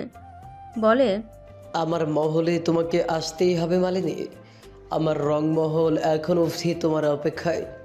স্বামীর মনোযোগ পাচ্ছে না জমিদার গিন্নির স্বামীনা। বড্ড অধৈর্য হয়ে পড়েছে সে। জমিদার আনন্দ পাঠানের চতুর্থ গিন্নি সে। প্রথম 3 বউকে অন্যত্র পাঠানো হয়েছে। তাদের সহিত খুব কম দেখা করেন জমিদার। স্বামীনার সৌন্দর্য বরাবরই কাবু করে নেয় জমিদারকে। তবে আজ কেন পারছে না? জমিদারের জন্য শ্বেত পদ্ম নিয়ে আসে স্বামীনা, টেবিলে রেখে বলে, জনাব, আপনার জন্য শ্বেতপদ্ম নিয়ে এসেছি। কে? জনাব, আমি। ঘুরে তাকায় আনন্দ। স্বামীনার পা থেকে মাথা অবধি দেখে, কোন আকর্ষণ নেই তাতে। তাচ্ছিল্য হাসে সে। চোখে মুখে এক নারীর রূপ ভেসে ওঠে, যা দেখেছিল এক যুগ আগে। এখনও চোখ দুটো সেই নারীতেই আবদ্ধ। রংমহলে এসেছিল, কাছে পাওয়ার বাসনা ছিল, তবে পালিয়ে যায় সেই নারী। কাঁধে স্বামীনার স্পর্শ পেতেই গা শিউরে ওঠে, চোখে লাগে নেশা। স্বামীনার দিকে এগিয়ে আসে আনন্দ। স্বামীনার চোখ দুটো চকচক করে। আজ জমিদারের থেকে দামি কিছু চেয়ে নেবে, তবে তার সমস্ত ধারণাকে তুচ্ছ করে দিয়ে আনন্দ বলে, নিজের ঘরে যাবে স্বামিনী? এ কি জনাব, আপনি আমাকে চলে যেতে বলছেন? বলছি। জনাব, দেখুন, আমি আপনার মনের মতো সেজেছি। স্বামীনার কথায় ঘাড় ঘুরায় আনন্দ। মাথা থেকে পা অবধি দেখে নেয়। মিহি সুতোর নকশা করা শাড়ি, অত্যন্ত নিপুণ হাতের কাজ। চোখ দুটো জ্বলে ওঠে। স্বামীনার হাতে একটা কাঁথা ছিল, ঝাঁপিয়ে নেয় কাঁথা। স্বামীনা বলে ওঠে, নতুন রেখেছি জনাব, বড্ড দারুণ কারুকার্য করা। আপনার পছন্দ হয়েছে? স্বামীনার কথার উত্তর করে না সে। কাঁথায় নাক ডুবিয়ে দেয়। এই কাঁথাতেই মালিনীর হাতে স্পর্শ রয়েছে। নেশাক্ত কণ্ঠে বলে, মালিনী। কে মালিনী? এই নকশি কথা করেছে যে। ভুল বললেন জনাব, এটা তো রুমানার সেলাই করা কাঁথা। কয়েক মুহূর্তের জন্য থমকে যায় আনন্দ। রুমানার সেলাই করা কাঁথা, তবে কি মালিনী ছিল না সে? আগুনের মতো জ্বলে ওঠে জমিদার। স্বামীনার চুলের মুঠো ধরে বলে, চলে যেতে বলেছিলাম না? জনাব, লাগছে। ধাক্কা মেরে ফেলে দেয় আনন্দ। সব কিছু এলোমেলো লাগছে তার।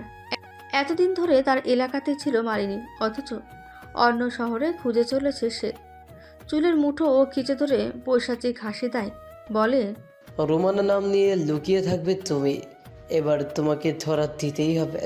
আমার রংমহলে আসার জন্য সকল প্রস্তুতি নাও মালিনী। গায়ে শাল জড়িয়ে গ্রামের প্রধান সড়কে আসে এক রমণী। দু চোখে তীব্র বৃতৃষ্ণা, পায়ের গতি যেন দৌড় সম। এমন অসাধারণ নারীর দিকে হাসি মুখে তাকালেও কুশল। হাতে বেলি ফুলের মালা। কিছুটা এগিয়ে আসে সে, বলে, মামনি, কাজটা ঠিক করনি তুমি। কোন কাজ? সমস্ত কাজই তোমার ভুল। এখনো পৃথিবী চেনো না তুমি। নিজের টকবগে মস্তিষ্কে দমিয়ে রাখো। সেদিন দেখা করতে এসেছিলে, তাই না? তাই ভুল করে তলরে ফেলে গিয়েছিলাম। আমি পারছি না নিজেকে থামাতে। কালুকে মারা উচিত হয়নি তোমার। কেন নিজ হাতে এভাবে খুন করছো? ক্ষমা করবে মামনি, আমি জানি আমি কি করছি। পূর্বপুরুষের রক্ত আমার মাঝে, এটা কোনো অন্যায় হতে পারে না। আমি নরপশুকে খুন করেছি। উফ কুশল, প্রতিশোধের আগুনে তুমি পাগল হয়ে গেছো। কোনো কথা বলে না কুশল। ছেলেটাকে বকা দিয়ে নিজেও কষ্ট পায় রুমানা। কুশলের বাহু চেপে ধরে ঘন ঘন শ্বাস নেয়, বলে, তুমি আমার আমানত বাবা, তোমাকে আমি হারাতে চাই না। আমি হারাবো না মামনি, তুমি পাশে আছো আমার। সময় হয়েছে ধ্বংস করার। এটা সঠিক সময় নয়। এখন শুধু প্রথম পদক্ষেপ গ্রহণ করেছি। কি পদক্ষেপ? জমিদারের রংমহল পুড়িয়ে দেওয়ার ব্যবস্থা করেছি আমি। মামনি, তুমি জমিদার মহলে গিয়েছিলে? মাথা ছাকায় রুমানা। কুশলের দৃষ্টিতে চিন্তা। রুমানার হাত ধরে বলে, সে যদি জেনে যায় তুমি সে? জানবে না, আমার মুখ ঢাকা ছিল। তবুও যেন চিন্তামুক্ত হয় না কুশল। রুমানার দিকে বেলি ফুলের মালা এগিয়ে দেয়, বলে, বাগানের স্বচ্ছ ফুল। বেলি ফুলগুলোকে স্পর্শ করে রুমানা। চোখ দুটো ছলছল করে তার। নিজের হাতে করা বেলি গাছের বেলি ফুল। রুমানার হাত দুটো মুঠোবন্দি করে কুশল। ঝাপসা চোখে বলে, পরবর্তী সুযোগটা হারাতে চাই না আমি। অপেক্ষা করো কুশল, সময়ের অপেক্ষা। সামনের পূর্ণিমায় হবে জমিদারের শেষ রাত। মৃদু হাসে কুশল। ছেলেটার চোখে মুখে হাত বুলিয়ে দেয় রুমানা। কিছু দূর থেকে চাপা স্বর কানে আসে, সতর্ক হয়ে যায় দুজনে। মন্টুর অবয়ব চিনতে অসুবিধা হয় না রুমানার। সে বুঝতে পারে না এই গভীর রাতে মন্টু কোথায় যাচ্ছে। কুশল আর রুমানা মন্টুর পিছু নেয়। প্রথমে ভেবেছিল মন্টু হয়তো বোনের বাসাতে যাচ্ছে, কিন্তু না, রুমানার ঘরের দিকেই আগাচ্ছে। বুকের ভেতর হু হু করে ওঠে রুমানার। একা মেয়েকে ফেলে যাওয়া উচিত হয়নি। রুমানা বলে, তুমি বাহিরেই থাকো কুশল, আমি ঘরে যাচ্ছি।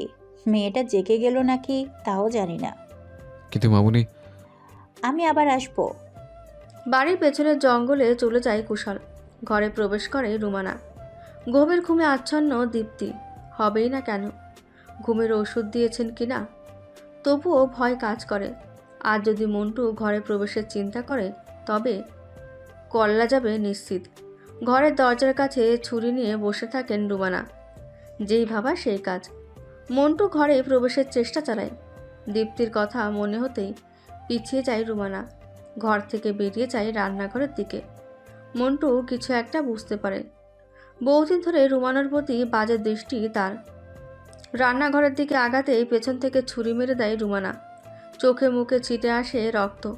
মন্টুর মুখ থেকে গোঙানির আওয়াজ আসে। পা দিয়ে পিষে ধরে মন্টুর মুখ। মিনিটখানেক পর মন্টু থেমে যায়, অর্থাৎ মরে গেছে। তৃপ্ত হাসেন রুমানা। এমন জানোয়ারদের বেঁচে থাকার অধিকার নেই। ব্যস্ত পায়ে ছুটে আসে কুশল। চাপা কণ্ঠে বলে, মামুনি এটা কি করলে? একে ফেলে দেওয়ার ব্যবস্থা করো কুশল। কিন্তু দামিনী আমি, আর তুমি আমার আমানত। আমি থাকতে তোমার হাত নোংরা করতে দিব না আর। কথা বাড়ায় না কুশল। মন্টুকে টেনে নিয়ে যায় ডোবার ধারে। ডোবাতে স্রোত প্রচুর, তাছাড়া ময়লা আবর্জনা স্তূপ এখানে। আগামী 7 দিনেও কেউ খুঁজে পাবে না মন্টুকে। মন্টুকে ফেলে দেয় কুশল। উঠানে এসে দেখে সমস্ত রক্তের চিহ্ন মুছে ফেলেছেন রুমানা। কুশলের দিকে তাকিয়ে বলে, ভয় পেও না কুশল, এটা আমার প্রথম খুন নয়। এর আগেও আমি 2টো খুন করেছি। সেটার জন্য অনুমতি ছিল মামুনি। মহলকে রক্ষা করা প্রতিটা সদস্যের দায়িত্ব ছিল, কিন্তু এবার ভুলে যাও এসব। কথা বলে না দুজনের কেউই। হাত মুখ ধুয়ে দেয়। পরপর কয়েকবার মুখে পানির ঝাপটা দেয় কুশল। রুমানাকে যত দেখে ততই অবাক হয় ছেলেটা। একমাত্র জমিদার আনন্দকে ভয় পান রুমানা। সেই নিকৃষ্টতম জানোয়ারের আচরণ এতটাই মারাত্মক যে এখনও গায়ে কাটা দেয়। মোরগের ডাকে ঘুম ভাঙে দীপ্তির। সন্ধ্যাবেলায় গভীর ঘুমে আচ্ছন্ন হয়ে পড়েছিল সে। রুমানাকে নামা শেষ করতে দেখে উঠে পড়ে। অজু করে নিজেও নামাজ আদায় করে। আজকাল বড্ড ঘুম পাচ্ছে তার। সন্ধ্যা রাতেই ঘুমিয়ে পড়ে। সামনের ফাইনাল পরীক্ষা। রুমানা রান্নাঘরে চলে যান। হাত মুখ ধুয়ে পড়তে বসে দীপ্তি। আধ ঘন্টা পর খাবার নিয়ে আসেন রুমানা। দীপ্তির পাশে বসে বলে, খাবার খেয়ে পড়তে বস, খালি পেটে পড়া হয় না। অনেক পড়া বাকি আম্মা, কয়েকদিন যাবৎ শুধু শুধু ঘুমিয়ে যাই। কিচ্ছু হবে না, খেয়ে পড়তে বস। খাবার মুখে তুলে আবারও পড়ায় মনোনিবেশ করে দীপ্তি। হঠাৎ করে সেই পুরুষের কথা মাথায় আসে। সুদর্শন পুরুষের ওই চোখ যেন হৃদয়ে দাগ কেটে নিয়েছে। রুমানার ডাকে ঘোর কাটে ওর। বলে, খাচ্ছি। উঠানে এসে চেঁচিয়ে ডাকে পিয়ন। সাইকেলের হর্ন কানে আসতেই ছুটে যায় দীপ্তি। বলে, কিসের চিঠি এসেছে চাচা? মিন্তি ম্যাডামের বাসা থেকে চিঠি এসেছে। ম্যাডামের বাসা থেকে চিঠি? চোখ চকচক করে ওঠে দীপ্তির। ঘোমটা টেনে এগিয়ে আসেন রুমানা। দীপ্তির মুখোমুখি হয়ে বলেন, কে পাঠালো চিঠি? মিনতি ম্যাডামের বাসা থেকে। চিঠি মেলে দীপ্তি। পুরো চিঠিটা পড়ে যেন সে স্তব্ধ হয়ে যায়। দু চোখের কান্নিসে জমে যায় পানি। কেঁদে ওঠে মেয়েটা। হঠাৎ করে দীপ্তির কান্নার কারণ বুঝতে পারে না রুমানা। ব্যগ্র হয়ে বলে, কি হয়েছে? মিনতি ম্যাডাম আর নেই আম্মা। ওনার সাথে সাথে তোমার দেওয়া স্বপ্নও শেষ হয়ে গেল। এখন তো স্কুল থেকে অনুদানও দিচ্ছে না আমায়। আমি কি করে তোমার স্বপ্ন পূরণ করব আম্মা? মাটি হাতড়ে কান্না করে দীপ্তি। যেন সমস্ত সুখের মাঝে দুঃখগুলোই গলায় এসে গেছে। রুমানার হাত ধরে ক্রন্দনরত অবস্থাতেই বলে, আমি তোমার স্বপ্ন পূরণ করতে পারলাম না আম্মা। আমি বড় অফিসার হতে পারলাম না। শান্ত হও আম্মা, কিছু হয়নি। আমি তোকে পড়াবো, তোকে অনেক বড় অফিসার বানাবো। এত টাকা পাবি কোথায় আম্মা? উত্তর করতে পারে না রুমানা। হু হু করে ওঠে তার মন। দীপ্তির মাথায় হাত বুলাতে বুলাতে চোখ বন্ধ করে। সন্ধ্যাবেলায় কুশল এসে হাজির। কাঁদতে কাঁদতে ঘুমিয়ে পড়েছে দীপ্তি। সারাদিন আজ কান্না করেছে। রুমানা বলে, শেষমেশ আমি হেরে গেলাম কৌশল। ভেবেছিলাম মেয়েটাকে নিজের সামর্থ্য দিয়ে অফিসার গড়ে তুলবো শক্তভাবে। পারলাম না আমি। ওর জন্য যে সুযোগ ছিল সেটাও শেষ হয়ে গেল। চিন্তা করছো কেন মামনি? আমি তো অনেক আগেই বলেছি দীপ্তির পড়াশোনার খরচ আমি দিই, কিন্তু তুমি কোনো কথাই শুনলে না। হেরে গেলাম আমি। ছেলের উপর ভরসা রাখো মামনি। আমি যদি হই তোমার আমানত, তবে তোমার প্রতি আমার কর্তব্য আছে। কি আছে না? কথা বলেন না রুমানা। এবার আর উপায় নেই, কুশলের থেকে সাহায্য গ্রহণ করতে হবে। রজনী দীর্ঘ হয়, সাথে গাঢ় হয় দীর্ঘশ্বাস। রুমানার মন কাঁদে। নিজের স্বপ্নগুলো দীপ্তির মাঝে দেখেছে সে। দীপ্তিকে গড়ে তোলার স্বপ্নেই তো কাটালো প্রায় 2 বছর। দীপ্তির পাশে বসে আছে কুশল। মেয়েটার নাম শুনেছে বহুবার, তবে দেখেনি কখনো। অবশ্য কখনো আগ্রহও হয়নি। পরিকল্পনা ছিল একটাই, জমিদার আনন্দ পাঠানকে শেষ করে দেওয়া। প্রতিশোধের আগুনেই তো বেড়ে উঠেছে ছেলেটা। গুনে গুনে 23 বছরে পা দিল আজ। গরম গরম পিঠে নিয়ে হাজির হয় রুমানা। কুশলের দিকে বাড়িয়ে বলে, এর থেকে বেশি আয়োজন করতে পারলাম না তোমার জন্য। সকালের খবরটা পুরো দিনটাকে মাটি করে দিয়েছে। তোমার মেয়ে উঠে যাবে মামনি। ওষুধ দিয়ে অজ্ঞান করে রেখেছি। সামনে তোর পরীক্ষা। ভাবছি পরীক্ষার পর পুরো সত্যিটা জানাবো ওকে। প্রচণ্ড ভীতু প্রকৃতির। তবে জানিস কি হয়েছে? একটা ছোট্ট বাচ্চা মেয়েকে ধরে নিয়ে এসেছিল মন্টু। সেটা দেখতে পেয়ে ও মাথা ফাটিয়ে দিয়েছে। সে কি কথা? তাহলে ভীতু কি করে হলো? ভীতুই বটে। আসলে আমি তো কখনো মায়ের মতো ভালোবাসিনি ওকে, কিংবা ওর আব্বার আদরটুকুও পাইনি। যেদিন ওর আব্বা ওর বিয়ে ঠিক করলো, সেদিন যেন আমি ওর মাঝে আমাকে দেখতে পেয়েছিলাম। যদিও আমাদের প্রেক্ষাপট ভিন্ন, তবে খুব মায়া ধরেছিল। তাই তো সমস্ত কিছু ভুলে ওকে নিজের করে নিয়েছি। যদিও এটা কিছুটা স্বার্থপরতাই বটে, তবে সত্যিই আমি ওকে ভালোবাসি। রুমানার কথায় হাসে কুশল। পিঠে মুখে দিয়ে বলে, তোমার হাতের রান্না বরাবরই ভালো, আর পিঠে তো লাজবাব। কৃতার্থ হলাম জনাব। দুজনেই হেসে ওঠে। রুমানার সাথে খোশ গল্প করে কুশল, সাথে আর চোখে তাকায় দীপ্তির দিকে। কেন যেন প্রচণ্ড আকর্ষণ পাচ্ছে। এই আকর্ষণকে কি নামে ডাকবে কুশল? কয়েকদিন পরই দীপ্তির পরীক্ষা। আজকাল স্কুল থেকে প্রচণ্ড চাপ দেওয়া হচ্ছে। সাধারণ অজপাড়া গ্রামকে এগিয়ে নেওয়ার লক্ষ্যে তো শিক্ষা প্রতিষ্ঠান গড়া। দীপ্তিও যেন পড়াশোনাকে আগলে ধরেছে। যদিও কিছুদিনের জন্য ভেঙে পড়েছিল, তবে এখন মোটামুটি পরীক্ষার জন্য প্রস্তুতি গ্রহণ করেছে মেয়েটি। পড়াশোনা নিয়ে এতটা ব্যস্ত সময় কখনো কাটেনি ওর। অবশ্য রুমানার একদিকে বেশ সুবিধাই হয়েছে। পরীক্ষার কেন্দ্র এই এলাকাতেই। কুশলের সাথে পরামর্শ করা যাবে খুব সহজেই। খুব দ্রুত এগিয়ে আসছে জমিদারের মৃত্যুর দিন। পৈশাচিক হাসে রুমানা। ব্যাগ গুছিয়ে স্কুলে যায় দীপ্তি। পুরো পড়া কমপ্লিট হয়নি এখনও। বই নিয়ে পড়তে পড়তে হেঁটে যায় দীপ্তি। এমনিতেই মাতব্বরের চাপে স্কুলে বেশ ভেজাল যাচ্ছে ওর। তাছাড়া স্কুলে কারোর সাথেই ভালো সম্পর্ক নেই বললে অবশ্য ভুল হবে। দীপ্তিকে কেউ দেখতেই পারে না। এর দুটি কারণ, অধিক সুন্দরী ও পড়াশোনায় মেধাবী। হঠাৎ কারো গায়ের সাথে ধাক্কা লেগে পড়ে যায় দীপ্তি। তেলে বেগুনে জ্বলে উঠে বলে, আশ্চর্য! দুঃখিত। বই উঠিয়ে কণ্ঠধারী উক্ত মানবের দিকে নেত্রপল্লব মেলে তাকায় দীপ্তি। প্রেমিক পুরুষকে দেখতে পেয়ে চোখ যেন থমকে যায়। এই তো চিত্রের সেই পুরুষ। আদৌ কি এটা বাস্তব? হ্যালো। হকচকিয়ে ওঠে দীপ্তি। দুটো ঢোক গিলে সরু চোখে তাকায়। কুশলের থেকে যেন চোখ সরেই না। হেসে হাত বাড়িয়ে দেয় কুশল। বলে, আমি কুশল, তুমি? তৎক্ষণাৎ উত্তর করে না দীপ্তি। হঠাৎ করেই দীপ্তির হাত ধরে কুশল। আকাশে বিদ্যুৎ চমকনের মতোই চমকে যায় দীপ্তি। কুশলের হাসি মাখা মুখের সাথে প্রগাঢ় দৃষ্টিতে লজ্জা পায় সে। মাথা নুইয়ে ফেলে। অবাক হয় কুশল, বলে, তোমার নাম? দীপ্তি। ওয়াও, স্কুলে যাচ্ছিলে? হ্যাঁ। দুষ্ট বুদ্ধি চাপে কুশলের মাথায়। কিছুটা এগিয়ে আসে দীপ্তির কাছে, দুই বিনুনিতে আচমকা টান মেরে চলে যায়। প্রচণ্ড অবাক হয়ে তাকায় দীপ্তি। একটু আগের ঘটনার সাথে কখনোই পরিচিত নয় সে। কেন যেন ওর রাগ হয়। প্রিয় পুরুষকে গালি দিতেও ভুল হয় না ওর।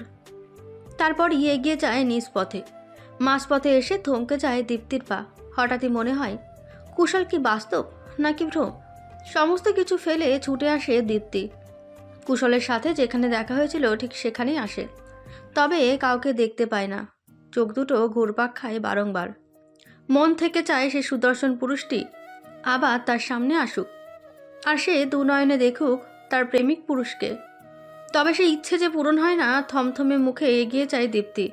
প্রশ্ন একটাই, কুশল নামের কেউ কি আছে নাকি নেই? স্কুলের বেল পড়ে গেছে, সেজন্য কান ধরে দাঁড় করানো হয় দীপ্তিকে। এই প্রথম কান ধরতে হলো তাকে। তবে তাতে যেন কোনো রকম বিরক্তি নেই ওর মুখে। সে মত্ত তার প্রেমিক পুরুষকে নিয়ে। প্রিয় মানুষটি আদেও কি এসেছিল তার কাছে? জমিদার মহল থেকে কি করেই বা আসবে ছেলেটা? উত্তর খুঁজে পায় না দীপ্তি। স্যারের বেতাঘাতে ধ্যান ফিরে মেয়েটার। ডান হাতের কবজিতে হাত বুলাতে বুলাতে বলে, জি স্যার। একেই তো লেট করে এসেছো, এখন এত বারবার ডাকলাম কেন? উত্তর নেই। এটা কি রকম মশকরা হচ্ছে? Sorry sir. নেহাতি তুমি নামকরা স্টুডেন্ট, না হলে তোমাকে আমার ক্লাসে অ্যালোই করতাম না। যাও সিটে গিয়ে বসো। সম্মতি পেয়ে ছুটে যায় দীপ্তি। ক্লাসের অধিক সংখ্যক মেয়ে ওকে নিয়ে হাসাহাসি শুরু করেছে।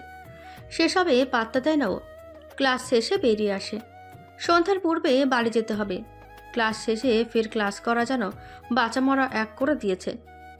দুখানা তলোয়ার নিয়ে হাজির হয়েছে কুশল। বেশ যত্নে তৈরি করেছে এসব। অবশ্য এটা তার পিতার তৈরি তলোয়ার। তবে আফসোস একটাই, এই তলোয়ারের ব্যবহার ঘটেনি। নিজেকে রক্ষা করতে এই তলোয়ার কোনো রকম সাহায্য করেনি, বরং দুষ্কৃতীর হাতে প্রাণ দিতে হয়েছে। পিতার প্রিয় তলোয়ারে হাত বুলায় কুশল। ধারালো অস্ত্র স্পর্শ করায় কুশলের হাতের কিছু অংশ কেটে যায়, অর্থাৎ রক্ত বের হয় না, তবে উপরের অংশ কেটে যায়। একটু একটু জ্বালা অনুভব হয়, তবে সে জ্বালা এক যুগের জমিয়ে রাখা জ্বালার কাছে কিছুই নয়। খাবারটা খেয়ে নাও। খাইয়ে দাও মামনি। আমার অনেক কাজ আছে বাবা। তাহলে পরে খাইয়ে দাও। অদ্ভুত তুমি, এখনো ছোটবেলার মতো করছো। আগের মতোই তেজি আর এক কথার মানুষ। বিগলিত হাসে কুশল। রুমানার হাতে খাবার খায়। ছোট থেকেই অভ্যাস রুমানার হাতে খাবার খাওয়া, যদিও এক যুগ ধরে সে অভ্যাস হয়ে গেছে পরিতপ্ত। খাবার চিবুতে চিবুতে কুশল বলে, তোমার মেয়েটা আসলে ভীত। কি করে বুঝলে? আজ দেখা হয়েছিল, তবে জানো সে আমার উপর কিছুটা রেগে গেছে। কেন? বেনুনি ধরে টান দিয়েছিলাম যে। কুশলের কথায় হাসে রুমানা। খাবার খাওয়ানো শেষে বলে, মেয়েটার পরীক্ষা শুরু হতে আর কয়েকদিন মাত্র। মাঝে পূর্ণিমা, সেদিন আমরা কাজ খতম করব। তুমি যা বলবে। তবে জানো, তোমার মেয়েটা আমার দিকে অদ্ভুতভাবে তাকিয়েছিল। আরে তুমি আবার দীপ্তিকে নিয়ে পড়লে যে? আসলে হয়েছে কি, তোমার মেয়েকে দেখে ছোটখাটো হার্ট ব্রেক হয়ে গেছে। তৎক্ষণাৎ বুঝতে পারে না রুমানা। যখন বুঝতে পারে ঠিক তখনই কানে ভেসে আসে দীপ্তির কণ্ঠ। লুকিয়ে পড়ে কুশল। কথার প্যাচে দীপ্তির আসার কথা ভুলেই গিয়েছিল দুজনে। দীপ্তি বলে, এমন দেখাচ্ছে কেন তোমায়? হাতে পানি বা কেন আম্মা? আসলে হয়েছে কি, খাবার খাচ্ছিলাম। শরীর খারাপ হয়েছে তোমার?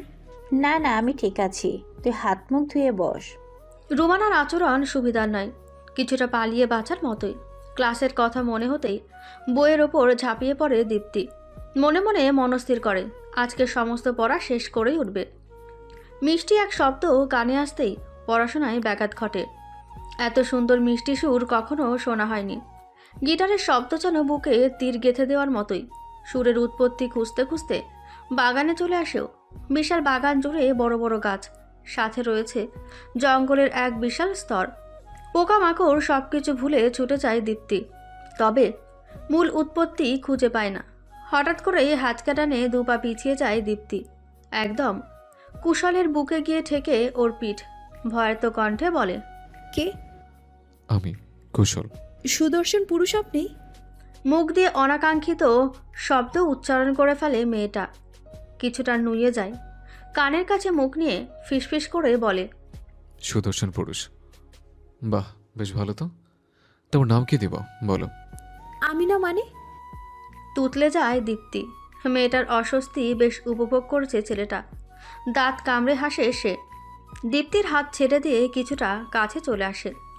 ভারী নিঃশ্বাস বুকে এসে বেঁধে। ঝমঝম শব্দ কানে লাগে।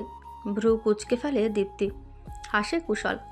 নিচু হয়ে দীপ্তির পা স্পর্শ করে। বজ্র বিস্ফোরিত হলে যেমন ঝটকা লাগে, তদ্রূপ ঝটকা লাগে দীপ্তির। বিস্ময় নিয়ে বলে, কি করছেন কি? কথা নয়। পায়ে বেশ যত্ন নিয়ে পায়েল পরিয়ে দেয় কুশল, সাথে চুমু খায় দীপ্তির পায়ে। কুশলের উষ্ণ ঠোঁটের স্পর্শে লজ্জা পায় মেয়েটা। সব কেমন অদ্ভুত লাগে। এই অনুভূতি অপরিচিত, বড্ড অপরিচিত। বেমানান অনুভূতির সাথে না পেরে উঠে চোখ বন্ধ করে নেয়। তৎক্ষণাৎ তাকে ফাঁকি দিয়ে ফের চলে যায় কুশল। গভীর ঘুমে আচ্ছন্ন দীপ্তি ও রুমানা। ঠিক তখনই কানে আসে কিছু মানুষের পায়ের শব্দ। সজাগ হয়ে যান রুমানা। মাথায় ঘোমটা টেনে দিয়ে হাতে লাঠি নিয়ে বের হন। এই অসময়ে কুশল তো আসবে না। তাহলে কি কোনো দুর্বৃত্ত? কে সেই দুর্বৃত্ত? বুকের মধ্যে চাপা ভয় কাজ করে। আলমারি থেকে তলোয়ার বের করে সে। বহুদিন পর তলোয়ার স্পর্শ করেছেন তিনি। ধীর পায়ে দরজার কাছে এসে দাঁড়ায়। অনেকগুলো পায়ের শব্দ কানে আসে। সতর্ক হন তিনি। এক পলক দেখে দীপ্তিকে। এভাবে থাকলে দীপ্তির ঘুম ভেঙে যাবে। ঘরের পেছনের দরজা দিয়ে বের হয় রুমানা। উঠানের পাশে এসে শব্দ করে। কয়েকজন লোক সেদিকে লক্ষ্য করে। সাথে সাথে অনেকগুলো টর্চ জ্বলে ওঠে। রুমানার চোখে মুখে আতঙ্ক। নিজের জন্য নয়, বরং মেয়ের জন্য।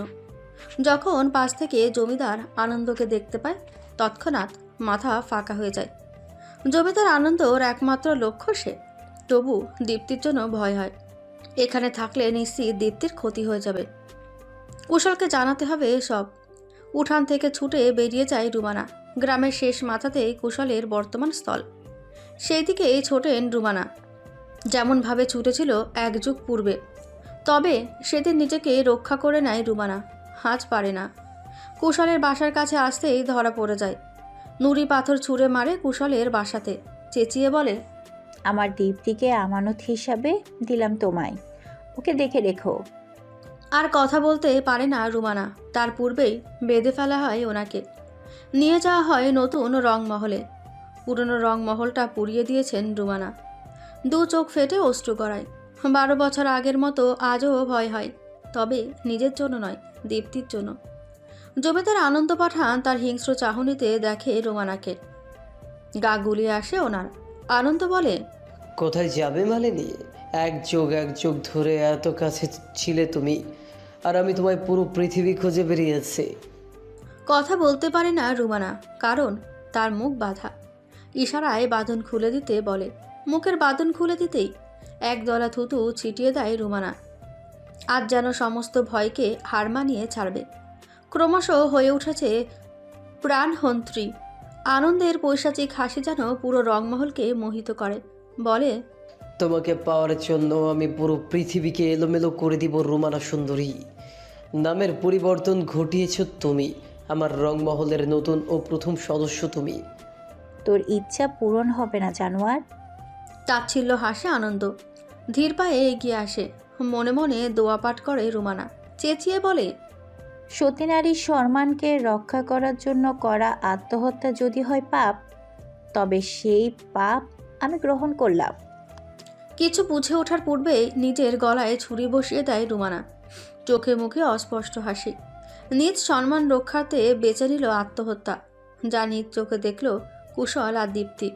মাত্র এসেছে তারা। কয়েক মুহূর্তের মধ্যে হারিয়ে গেল রুমানা। দীপ্তি যেন নিজের মাঝে নেই। সে জ্ঞান হারায়। দীপ্তিকে কোলে তুলে নেয় কুশল। সিক্ত নয়নে চলে আসে বড় সড়কে। এখানে থাকা সম্ভব নয় আর। চিৎকার করে কুশল বলে, হে আল্লাহ, কি পাপ ছিল আমাদের! কেন আমার মামনিকে বেছে নিতে হলো আত্মহত্যা? কেন শাস্তি দিতে পারলাম না নরপশুটাকে? কেন পারলাম না একটু আগে বোঝাতে? দীপ্তিকে নিয়ে রাস্তায় বসে পড়ে কুশল। চিৎকার করে কাঁদে। এক যুগ পূর্বে কুশলকে আমানত হিসাবে পেয়েছিল রুমানা। আজ সেই রুমানা দীপ্তিকে আমানত হিসাবে দিয়ে গেল।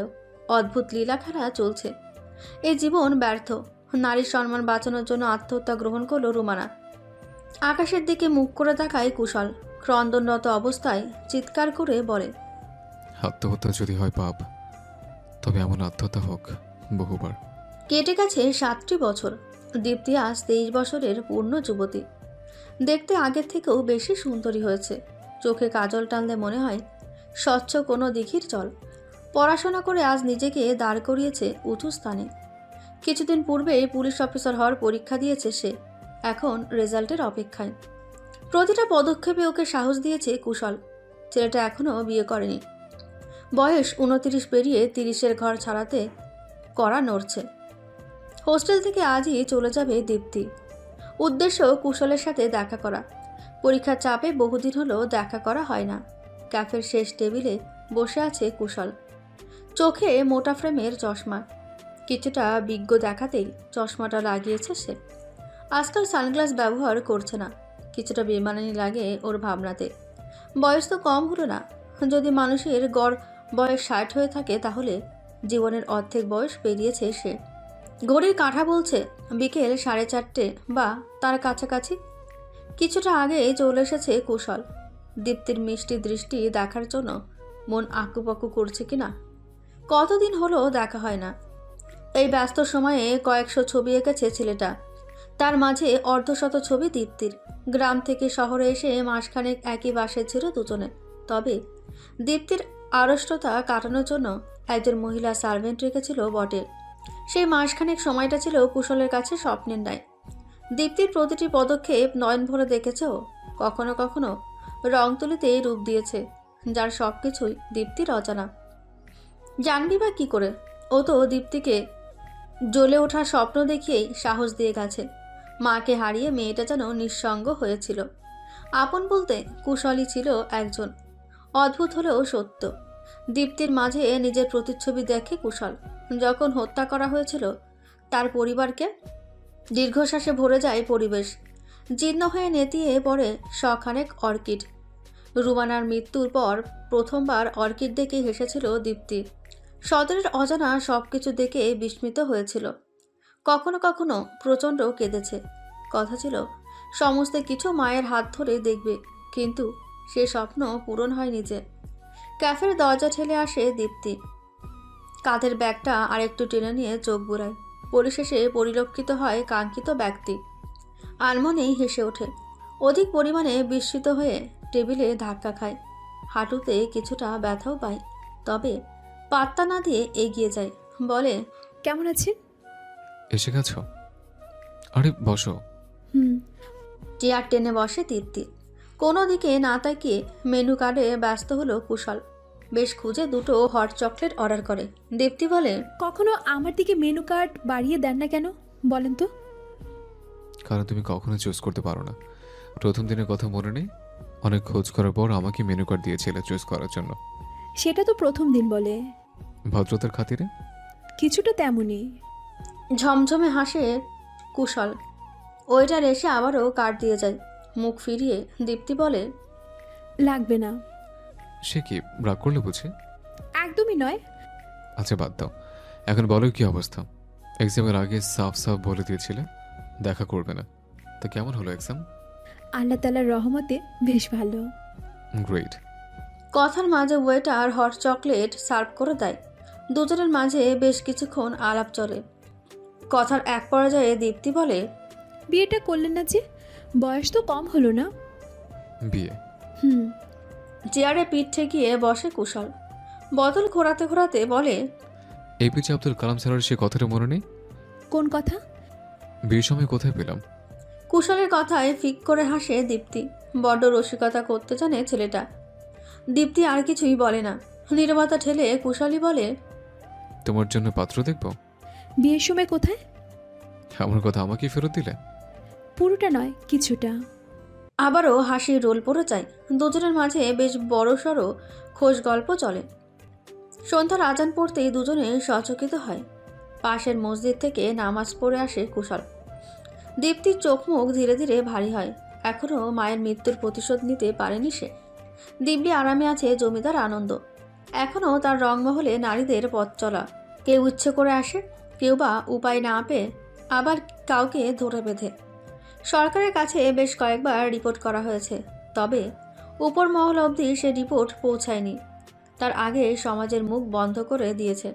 আসলে দেশে জানোয়ারের অভাব নেই, তবে অভাব আছে কিছু ভদ্র মানুষের। পাশাপাশি হেঁটে চলেছে দীপ্তি ও কুশল। বেশ কিছুক্ষণ ধরে দীপ্তির চঞ্চলতা দেখে চলেছে কুশল। মুখ টিপে হাসে ছেলেটা। বেশ ভালোই লাগছে, আবার কোথাও একটা যন্ত্রণা হচ্ছে। নিজেকে দমিয়ে রাখতে ব্যর্থ হয় দীপ্তি। উদ্বিগ্ন হয়ে কাতর কণ্ঠে বলে, এখন তো আমি জানতে পারবো সবটা। কিসের কথা বলছো তুমি? খেয়ালই করবেন না কুশল, আমি এখনো ধোঁয়াশার মাঝে আছি। আপনি কেন আমাকে আলো দেখাচ্ছেন না? তুমি ছোট। আমি এখন 23 বছরের টকবগে নারী, আর আমাকে ছোট বলে আখ্যা দিচ্ছেন? কথায় মুচকি হাসে কুশল। মেয়েটাকে এবার খোলসা করে দেওয়া প্রয়োজন, না হলে সত্যিই দেরি হয়ে যাবে। দীপ্তির চঞ্চল চোখে দৃষ্টি দিয়ে কুশল বলে, গ্রামের পথে যাওয়া যাক। কথা বলে না দীপ্তি, কুশলের পিছু পিছু হাঁটে। জোনাকি পোকার হাট বসেছে যেন। ঝোপঝাড় থেকে ঝিঝি পোকার ঝাঁঝালো কণ্ঠ কানে আসে, যার ফলে কান বন্ধ হবার উপক্রম। তবুও যেন পুরনো অতীত না জানা অবধি স্বস্তি নেই দীপ্তির। গ্রামের পথে এসে কুশলের হাত ধরে ফেলে, ব্যগ্র হয়ে বলে, এবার বলুন। সামনে পুকুর ঘাট আছে, চলো ওদিকে যাওয়া যাক। গোটা গোটা পা ফেলে এগিয়ে যায় দীপ্তি। কুশল যেন কিছুটা থমকে যায়। দীপ্তির উদ্বেগ, চঞ্চলতা সবকিছু যেন ওকে বাধা প্রদান করে। তবুও বিবেকের কাছে হেরে গিয়ে বলে, আজ থেকে 19 বছর পূর্বে আধুনিক যুগের দিকে আগালেও জমিদারিটা তখনও রয়ে গেছে। কিছু স্থানে জমিদাররা সসম্মানে সে উপাধি বহন করে চলেছে। আমরাও তেমনই। আমার বাবা ছিলেন জমিদার কলিম সরকার। পূর্বপুরুষ থেকেই পাঠানদের সাথে আমাদের বিরোধ চলে এসছে, তবে কখনোই তা হানাহানি রূপ ধারণ করেনি। চলছিল সব ঠিকঠাক, কিন্তু পাঠান বংশে আনন্দ পাঠান জমিদারিত্ব লাভ করে শুরু করেন পরিকল্পনা, যা ছিল আমাদের ধারণার অতীত। কারণ ততদিনে আমাদের সাথে মোটামুটি সুসম্পর্ক করে উঠেছিল। আমাকে চিত্রশিল্প রপ্ত করার জন্য পাঠানো হয় রাজধানী। মাঝে মাঝে গ্রামে আসা হতো, তো সেই ভয়ঙ্কর দিনটাতে গ্রামে না আসলেও হয়তো হতো। মালিনী, যার আসল নাম দামিনী তথা রোমানা মামনিকে আমি ছোট থেকে খুব ভালোবাসি। মামনি হলে আমাদের মালের দাদার মেয়ে। ছোট থেকে তার হাত ধরে আমার বেড়ে ওঠা। মামনির রূপ ছিল প্রখর, আর সেই রূপে যোগ যে আনন্দ পাঠানের। তখন তিনি তৃতীয় বিয়ে করে নিয়েছেন। মামনিকে বাবার ইচ্ছে তাকে আরও উন্মাদ করে দেয়। মামনি প্রস্তাব নাকচ করাতে রংমহলে তুলে নেবার পরিকল্পনা করে। আমার বাবার জন্য সেই পরিকল্পনা বিফল হয়। তৎক্ষণাৎ পরিকল্পনা করে আমার পুরো পরিবারকে নিজ হাতে হত্যা করেন আনন্দ পাঠান। আমার বাবা নিজেকে রক্ষা না করতে পারলেও আমাকে রক্ষা করেছিলেন। মারা যাওয়ার পূর্ব মুহূর্তে আমাকে পাঠিয়ে দেন রাজধানী, আর মামনির কাছে আমানত রাখেন আমাকে। বিচার চাপানো হলে তা ফিরিয়ে দেওয়া হয়। এর কারণ সরকার জমিদার বংশের উপর কোনো রকম শাস্তি আরোপ করতে পারবে না। আমার পরিবারের ওপর হওয়া নির্যাতনের কোনো শাস্তি দেওয়া হলো না। এর আরেকটি কারণ হলো আমাদের শক্তি কমে এসেছে তখন। মামনিকে ধরে নেওয়া হলো রংমহলে। মামনি খুব চালাকির সাথে বেঁচেছিলেন সেদিন। মালি দাদাকে সঙ্গে নিয়ে চলে আসে অন্য গ্রামে। সেখানে লুকিয়ে বাঁচে মাত্র কয়েক মাস। তারপরই শুরু হয় আশেপাশের খুবলে খাওয়া মানুষের অত্যাচার। মামনির প্রতি বাজে দৃষ্টি, যার ফলে বাধ্য হয়ে মালি দাদু মামনিকে তোমার বাবার সাথে বিয়ে দেন। আর সব থেকে বাজে খবর হলো, আমাকে দেখার জন্য দাদু যখন রাজধানী যাচ্ছিল, তখন এই নরখাদক আনন্দ পাঠান দাদুকে হত্যা করেন। কারণ মামনির খোঁজ তিনি দেবেন না বলে স্থির করেছিলেন। আনন্দ পাঠান পুরো পৃথিবী তছনছ করে খোঁজে মামনিকে, কিন্তু নিজের এলাকায় খুঁজতেও ভুলে যান। ভেবেছিলেন নিজের জমিদারিত্বের মধ্যে লুকাবে না মামনি, কিন্তু তার ভাবনার বিপরীতে বুদ্ধির সাথে কাজ করেছিল মামনি। আমার সাথে প্রায় দেখা করতে যেতে মামনি।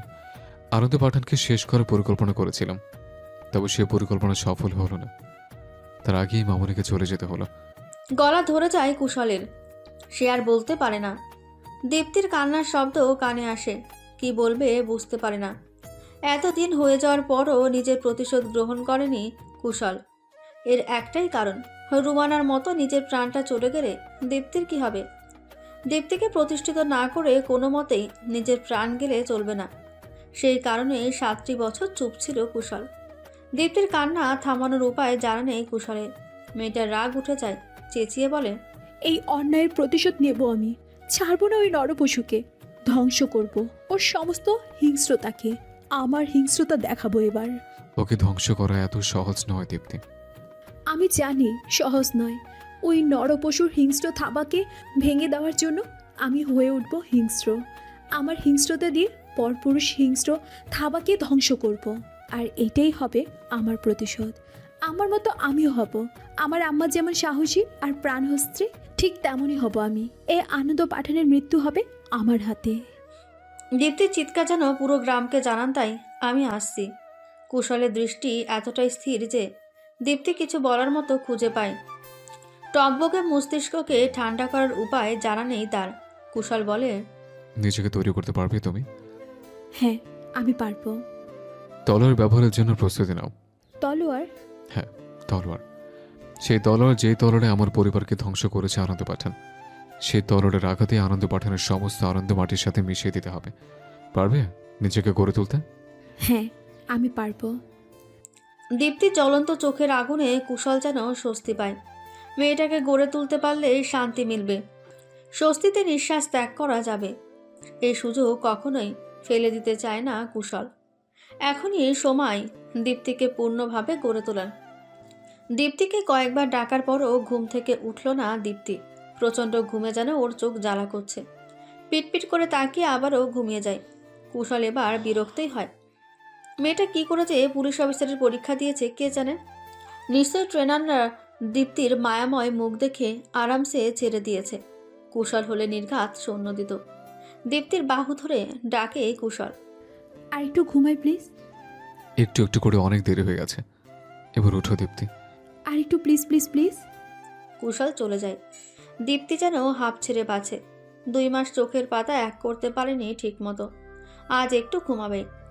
যে না চোখটা বুঝেছে, ঠিক তখনই অনাকাঙ্ক্ষিত বৃষ্টি এসে ওকে ভিজিয়ে দেয়। ঘরের মধ্যে বর্ষণ। কিছুটা হুড়মুড়িয়ে ওঠে মেয়েটা। বালতি হাতে নিয়ে দাঁড়িয়ে আছে কুশল। দীপ্তি বুঝে যায় কি হয়েছে। খুব রাগ হয়। কুশল সবসময় এমন কিছু করবে যা ধারণার বাইরে। প্রচণ্ড কান্না পাচ্ছে ওর। দাঁতে দাঁত চেপে কুশল বলে, মাথায় এখনো 2 বেরোনি করা, প্রথম দিনের মতো বেরোনি টেনে দিব। চোখ মুখ শক্ত হয়ে যায়। পুরনো কথা ভাবতেই গায়ে কাটা দেয়। সেদিন কি ব্যথাটাই না পেয়েছিল দীপ্তির এখনও মনে আছে। ব্যথায় মাথা তুলতে পারেনি সেদিন। চেঁচিয়ে ওঠেও। বালিশ নিয়ে কুশলের মুখে ছুঁড়ে বলে, একদম নয়। আপনার বাজি হাতে শক্তিতে আমার পেয়ারা ছা চুলে 12টা বেজে যাবে। তাহলে ফ্রেশে আসো, নাহলে খারাপই হবে। ভগ্ন হৃদয় নিয়ে ঠুলু ঠুলু পায়ে এগিয়ে যায় ওয়াশরুমে। আয়নার কাছে দাঁড়িয়ে মুখে ব্রাশ পুড়ে দেয়। কনকনে শীতের মাঝে ঠান্ডা পানির ছোঁয়া যেন সূচের আঘাত স্বরূপ। একদমই ভিজে গেছে মেয়েটা। মৃদু কাঁপতে কাঁপতে ব্রাশ করেও। ড্রেস চেঞ্জ করে ঘরে আসতেই চোখে পড়ে কুশলের দিকে। জগিংয়ে ড্রেস আপ পরে একদমই ফিটফাট। নিষ্পলক তাকিয়ে থাকে দীপ্তি। কুশল এখনও কতটা সুন্দর, সেই চিত্রের মতোই তেজি ভাব বিদ্যমান। তবে কেন যেন মনে হয় নিজের ভেতরে থাকা সত্তাটাকে লুকিয়ে রেখেছে। কেন এই পরিবর্তন? আমি জানি আমি সুন্দর, তবে এইভাবে দেখার মতো এতটাও সুন্দর নই। কুশলের হঠাৎ এমন ধাঁচের কথায় গা শিউরে ওঠে। কিছুটা লজ্জাও পায়। তবে দীপ্তি তো দীপ্তি, কিছুতেই হার মানবে না। তাই ভেঙচি কেটে বলে, বুড়ো হয়ে গেলে মানুষের মাথায় বুদ্ধি থাকে না, সেটারই বড়সড় প্রমাণ দিলেন। আমি বুড়ো হয়ে গেছে? আলবাত হয়েছেন। 30-এর কোটাতে বয়স যাওয়া মানেই তো মাস বয়সী। মুখ ভার করে ফেলে কুশল। হঠাৎই মাথায় টান অনুভব করে দীপ্তি। পরপর কয়েকটা থাপ্পড় মেরে কুশলকে দূরে সরায়। তেড়ে এসে বলে, আরেকবার বেনুনি টানলে একদম মেরে দেব। বুড়ির শক্তি কত জানা আছে আমার। চারপাশে চোখ বুলায় দীপ্তি। ভ্রু নাচিয়ে বলে, এখানে বুড়ি কোথায়? কেন তুমি? আমি? অবশ্যই তুমি। মেয়েরা করিতে বুড়ি, আর তুমি তো এখন 23 বছরের কোটনি বুড়ি। ওই কুটনি বুড়ি মানে? আমার সাথে মস্করা হচ্ছে? আপনি বুড়ো, যেন তেন নয়, শয়তানের বুড়ো। ঘড়ির কাঁটা বেজে ওঠে। 6টা বেজে গেছে। কুশল অনুভব করে যাওয়া প্রয়োজন। দীপ্তির মাথায় চাটি দিয়ে চলে যায়। হা হয়ে থাকে দীপ্তি। দরজার কাছে গিয়ে পেছন ফিরে কুশল বলে, জগিংয়ে ড্রেস আপ পরে চলে আসো, অনেকটা দেরি হয়ে গেছে। ছাড়বো না আমি। গুনে গুনে শোধ নিব। আমার সাথে ফাজলামি করার ফল কিন্তু খুব খারাপ। কিছুক্ষণ পর আর কতক্ষণ এই ফালতু দৌড় প্রতিযোগিতা করব আমরা? এটা ফালতু দৌড় নয়, যুদ্ধের সময় এই দৌড় কাজে লাগে, নিজেকে বাঁচাতে কিংবা প্রতিপক্ষকে আঘাত করতে। আমি আর পারছি না। দীপ্তির সাথে সাথে কুশলও থেমে যায়। হাঁটুতে 2 হাত রেখে লম্বা লম্বা শ্বাস নেয়। ট্রেনিংয়ের সময়ও এমন অত্যাচার করা হয়নি। কুশলকে পাষাণ বলে মনে হয়। দীপ্তির দিকে গ্লুকোজ বাড়িয়ে দেয়, ঘাসের ওপর বসে বলে, মাত্র 9 বছর বয়সে আমি তলোয়ার ব্যবহার করতে শিখি। ভারী তলোয়ারের সাহায্যে আঘাত করার মতো শক্তি তখন অর্জন করি। এর কারণ একটাই, আমার বাবা। তিনি তার পূর্বপুরুষের মর্যাদা ধরে রাখতে আমাকে এই তলোয়ার শিক্ষা দান করেন। এই আধুনিক যুগে এটার প্রয়োজন নেই, তবে জমিদারি বলতেও একটা কথা আছে। সেই বংশধর হওয়ার কারণে আমাকেও এই শিক্ষা গ্রহণ করতে হয়, তাও 9 বছর বয়সে। ওয়াও, আপনার হাতে জোর আছে বেশ। মৃদু হাসে কুশল, বলে, এখন ওঠো, আবার কি? তলোয়ার ব্যবহার শিখবে। ওজন কি? রিভলভার ব্যবহার জানি তো। এক্সট্রাঅর্ডিনারি হওয়ার জন্য শিখতে হবে। আশ্চর্য, এই জমিদার বংশের নিয়মকানুনের তো শেষ নেই। আমার বংশের একমাত্র সদস্য আমি, বাকি সবাই মৃত। কুশলের কথায় মন খারাপ হয়। হঠাৎ করেই রুমানার কথা মনে পড়ে। রন্ধ্রে রন্ধ্রে যেন শীতলতা নেমে আসে, ঘাস ধরে কেঁদে ওঠে। কুশল বলে, নিজেকে সামলাও, এভাবে দুর্বলতা প্রকাশ করে শত্রুকে শক্তিশালী করে দিও না। আম্মাকে তো বাঁচাতে পারলাম না আমরা। অনেক বছর কেটে গেছে দীপ্তি, মামনি কোনো পাপ করেনি, ইজ্জত বাঁচাতে বেছে নিয়েছে আত্মহত্যা। কুশলের হঠাৎ এমন কাঠখড় হওয়াতে অবাকই হয় দীপ্তি। মানুষটা কোন ধাতুতে তৈরি? এমন অনুভূতিহীন কেন? নাকি বাইরেটা কোনো বিশেষ আদলে ঢাকা? চিরপরিচিত গ্রামে এসে থমকে যায় কুশলের উদ্বিগ্ন হৃদয়। বাতাসের গতি বেড়ে যায় কয়েক গুণ। জমিদার বাড়ির আলোতে চকচকে 2খানা পাখি মেতে ওঠে প্রেম সুখে। কি সুন্দর কলরবে মুখরিত পরিবেশ। নিজের ছোটবেলার সমস্ত স্মৃতি যেন চোখে ভাসে। 2 আঁখি পড়ল বন্ধ করে ঘন ঘন শ্বাস ফেলে। এখন যাওয়া প্রয়োজন। দীপ্তিকে একা রেখে চলে এসেছো? জমিদার বাড়ির গতিপথ বড় কঠিন হয়ে আছে। নিজের প্রাণের ভয়ে থমকে আছেন আনন্দ পাঠান। ঠিক থমকে নয়, তবে ভয়ে আছেন। মানুষের ঘাম জড়ানো টাকা লুটে নিলে ভয় তো হবে। মাথায় হেলমেট লাগিয়ে বাইক নিয়ে চলে আসে শহরে। ঘরে এসে দীপ্তির রুমে উকি দেয় ছেলেটা। এই সুন্দর মুখশ্রী বারবার বিমোহিত করে ওকে। কোথাও একটা প্রেমের আভাস মেলে। সারা জনম তাকিয়ে থাকার বাসনা জাগে, তবে নিজের অনুভূতিকে ব্যক্ত করা যাবে না। এখন শুধু একটাই লক্ষ্য, প্রতিশোধ। নিজের জীবন বিপন্ন হয়ে আছে, দীপ্তিকে সাথে নিয়েই এগিয়ে যেতে হবে। তবে মেয়েটার গায়ে কোনো আঁচ আসতে দেবে না, এমনই পাহাড় গড়েছে ছেলেটা।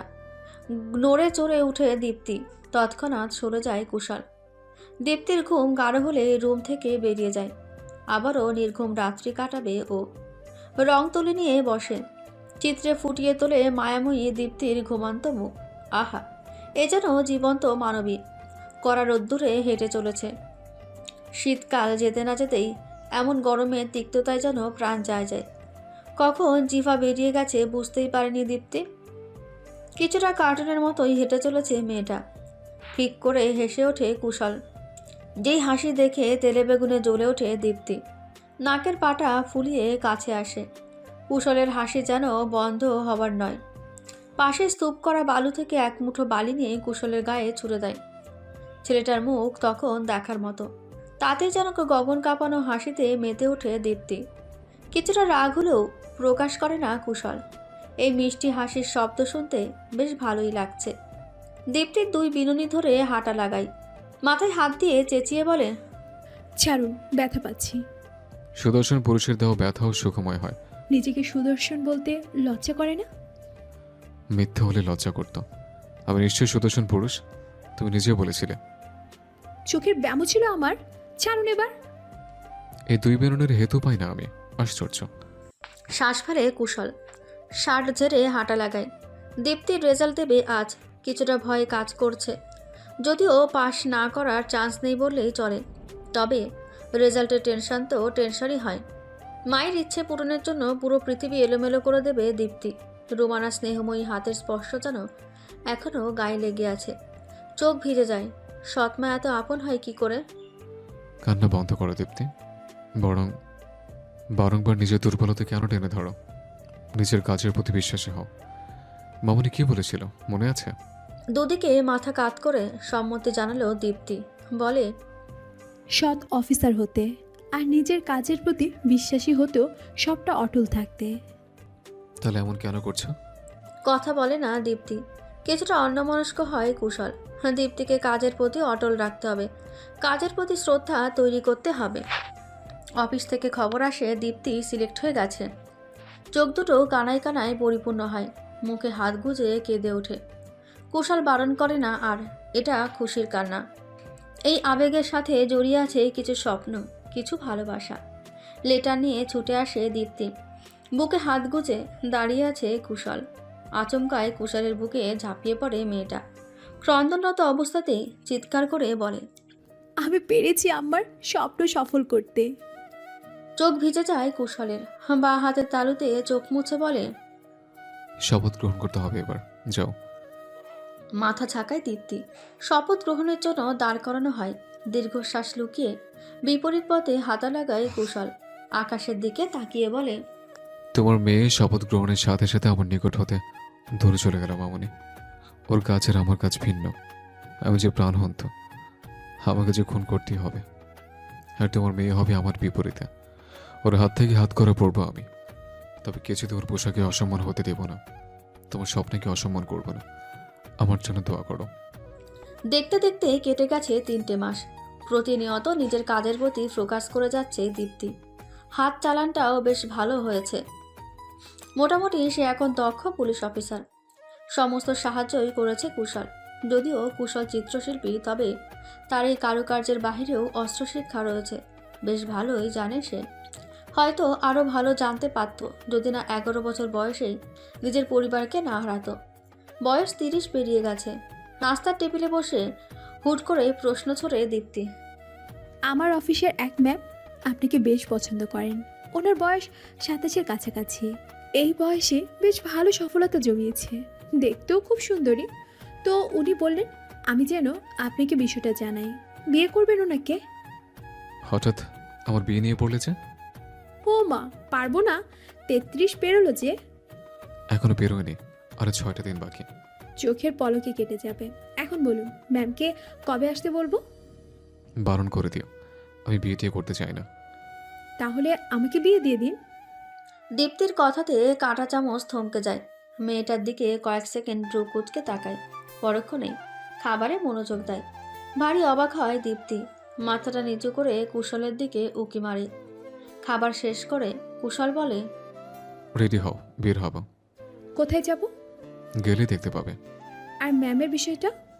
Not interested. কুশল চলে যায়। চেয়ারে বসে পড়ে দীপ্তি। কয়েক সেকেন্ড পর গগন কাঁপিয়ে হাসে। কুশলকে আচ্ছা টাইট দেওয়া গেছে। অবশ্য এটাও সত্যি, কুশলের বয়স তো কম হলো না। গাড়ি চলছে। দীপ্তি ক্লান্ত। একটু পরপরই ক্লান্তময় নিঃশ্বাস ফেলছে। কুশলের হাফ হাফ ঠিক নয়। না জানি কোন পচা ডোবাতে ফেলে দেয়। হঠাৎ করে গাড়ি থেমে যায়। কিছুটা অন্যমনস্ক থাকায় ঝুঁকে যায় দীপ্তি। কুশলের দিকে রাগে দৃষ্টি মেলে দেয়। সানগ্লাস পরে ছেলেটা। বহুদিন পর সানগ্লাস পরল। যতটা খারাপ লাগবে হয়েছিল ততটা খারাপ লাগছে না, বরং অনেক সুন্দরই লাগছে। কিছুটা গুছিয়ে দীপ্তির দিকে তাকালো। হা হয়ে তাকিয়ে আছে দীপ্তি। একটু কাছতে দীপ্তির ধ্যান ফেরে। হঠাৎ করেই ভীষণ লজ্জা লাগে। কুশল বলে, নামো। কেন? ক্যাফে যাব তাই। আগে বলবেন তো। এই আমি তো একটু সাজুগুজু করলাম না। তুমি এমনই সুন্দর। সত্যি? হুম। ভাব বেড়ে যায় মেয়েটার। কে বলবে এই মেয়ে আইপিএস অফিসার? এখন অবশ্য ভয় পায় না, তবে মেয়েরই স্বভাবের লজ্জাটা কখনোই যায় না। ক্যাফেতে আসতেই চোখে পড়ে কুশলের বন্ধু ছোট ভাই সূর্যকে। দু চোখ মেলে তাকিয়ে আছে দীপ্তির দিকে। ছেলেটা যেমন সুন্দর তেমনি ব্যবহার। কুশলকে দেখেই উঠে দাঁড়ায়। সবাই একসাথে বসে কফি অর্ডার করে। গরম কফি কাপে চুমুক দেয় দীপ্তি। ঠিক তখনই কুশল বলে, দীপ্তি, ওকে তো চিনোই। আমার বন্ধুর ছোট ভাই সূর্য তোমাকে পছন্দ করেও। বিয়ের জন্য ওকে উপযুক্ত মনে হয়। তোমার মতামতটা বলো। গরম কফি লেগে ঠোঁটের কোণে ছ্যাঁকা লাগে। তার থেকে বেশি ছ্যাঁকা লাগে মনে। কুশলের দিকে রক্তিম চক্ষু দিয়ে তাকায়। সূর্য লজ্জায় মাথা নত করে আছে। ছেলেটার চুল ছিঁড়তে পারলে ভালো লাগতো। কুশলের প্রতি বিশাল রাগ জমেছে। সূর্যের সামনে প্রকাশ করতে চাচ্ছিল না, তবে পকেট থেকে রিং বের করতে দীপ্তি জ্বলে ওঠে। কুশলের সানগ্লাসটা হাতের সাহায্যে ভেঙে ফেলে, টেবিলে লাথি মেরে চলে যায়। আচমকা এমন করাতে সূর্য আর কুশল দুজনেই অপ্রস্তুত হয়। ছুটে আসে কুশল, দীপ্তির বাহু চেপে ধরতেই কেঁদে দেয় মেয়েটা। কুশলের মনে কোনো সন্দেহ নেই, তবে মেয়েটাকে নিজের অনুভূতি বলার কোনো উপায়ও নেই। দুটো ভিন্ন পৃথিবীর মানচিত্র এক করা সম্ভব নয়, কখনোই নয়। রাত 9টা বাজে। দীপ্তি অপেক্ষা করছে 12টা বাজার। কুশলকে জন্মদিনের শুভেচ্ছা জানাবে, সেই সাথে জমিয়ে রাখা অনুভূতিটুকু বলে দেবে। কিছুটা ভয় হচ্ছে, যদি কুশল না মেনে নেয়। তবে এভাবে টানাপোড়ানে রাখাও ঠিক নয়।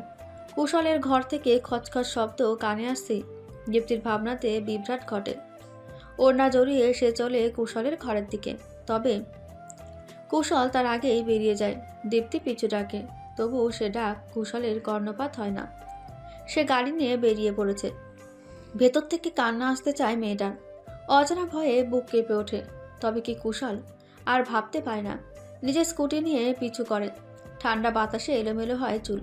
খোলা চুলগুলো মুখে এসে লাগে। চোখ দিয়ে পানি গড়ানোর কারণে কিছুটা চুল মুখে লেপ্টে আছে। তাতে যেন মেয়েটার কোনো খেয়ালই নেই। গ্রামের পথে যাচ্ছে কুশলের গাড়ি। এবার ভয় বেড়ে যায়। নির্ঘাত মহলে যাচ্ছে ছেলেটা।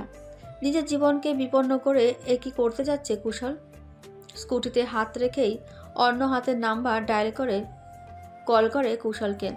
ওপাশ থেকে মেয়েলি কণ্ঠ খুব সুন্দর করেই বলে দিচ্ছে, আপনি যেই নম্বরে কল করেছেন সেই নাম্বারটি এখন বন্ধ আছে। হেসকি তুলে কাঁদতে থাকে দীপ্তি। কুশলের গাড়ির গতি অনেক বেশি। দীপ্তি পারছে না আটকাতে। হঠাৎ করে অন্য রাস্তাতে গাড়ি ঘোরায় কুশল।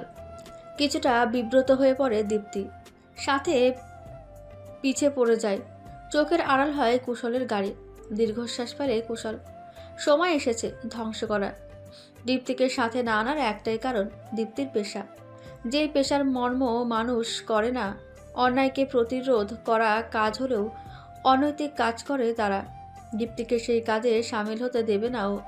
যদিও কুশলের কাজ সম্পূর্ণ অনৈতিক নয়, তবে খুন তো খুনই হয়। প্রতিশোধের আগুনে জ্বলে ওঠে কুশল। গাড়ি থামায় রংমহলের কাছে। খবর এসেছে রংমহলে উৎসব হবে আজ। সকলে মদ্যপান করবে। তাই তো সেই সুযোগটা কাজে লাগাবে ছেলেটা। গাড়ি থেকে পোশাক চেঞ্জ করে প্রথমে। মুখ ভর্তি আর্টিফিশিয়াল দাড়ি লাগিয়ে ভেতরে প্রবেশ করে। বাধা প্রদান করে দুটো লোক। পকেট থেকে টাকার বান্ডিল ছুড়ে দিতেই হুড়মুড়িয়ে লুফে নেয় দুজনে। বিদ্রুপ হাসে ছেলেটা। এই দুই অমানুষের বেইমানির কারণেই পুরো পরিবারকে হারিয়েছে ও। ভেতরে প্রবেশ করে এক পলক তাকায় পেছনে।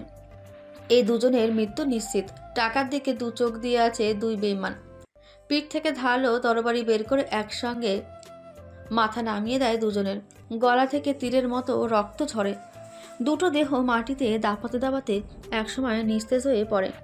গানের আওয়াজের কারণে লোক দুটোর গোঙানির শুনতে পায় না কেউই। এদের সরানোর প্রয়োজন মনে করে না কুশল, বরং কলপাত থেকে তলোয়ার ধুয়ে পরিষ্কার করে নেয়। রংমহলে কিছু বাইজি নাচের দিকে তাকিয়ে আছে আনন্দ পাঠান। তার চোখ দুটো বিচরণ করছে নারী শরীরের স্পর্শকাতর স্থানে। গা গুলিয়ে আসে ছেলেটার। এদের পোশাক বলে দিচ্ছে পতিতাবৃত্তের সাথে জড়িত। রেড ওয়াইন মুখে তুলে ঘোলাটে চোখে এগিয়ে যায় আনন্দ। এক বাইজিকে হ্যাঁচকা টেনে কাছে টেনে নেয়। পর মুহূর্তেই গাঢ় চুম্বনে লিপ্ত হয়। সাথে তার হিংস্র থাবা বিচরণ করে নারী শরীরে। দু চোখ ভিজে যায় কুশলের। এই হিংস্র থাবার থেকে বাঁচার জন্যই তো রুমানা আত্মহত্যাকে আপন করেছিল। মনে মনে পরিবারের সকলকে স্মরণ করে ছেলেটা।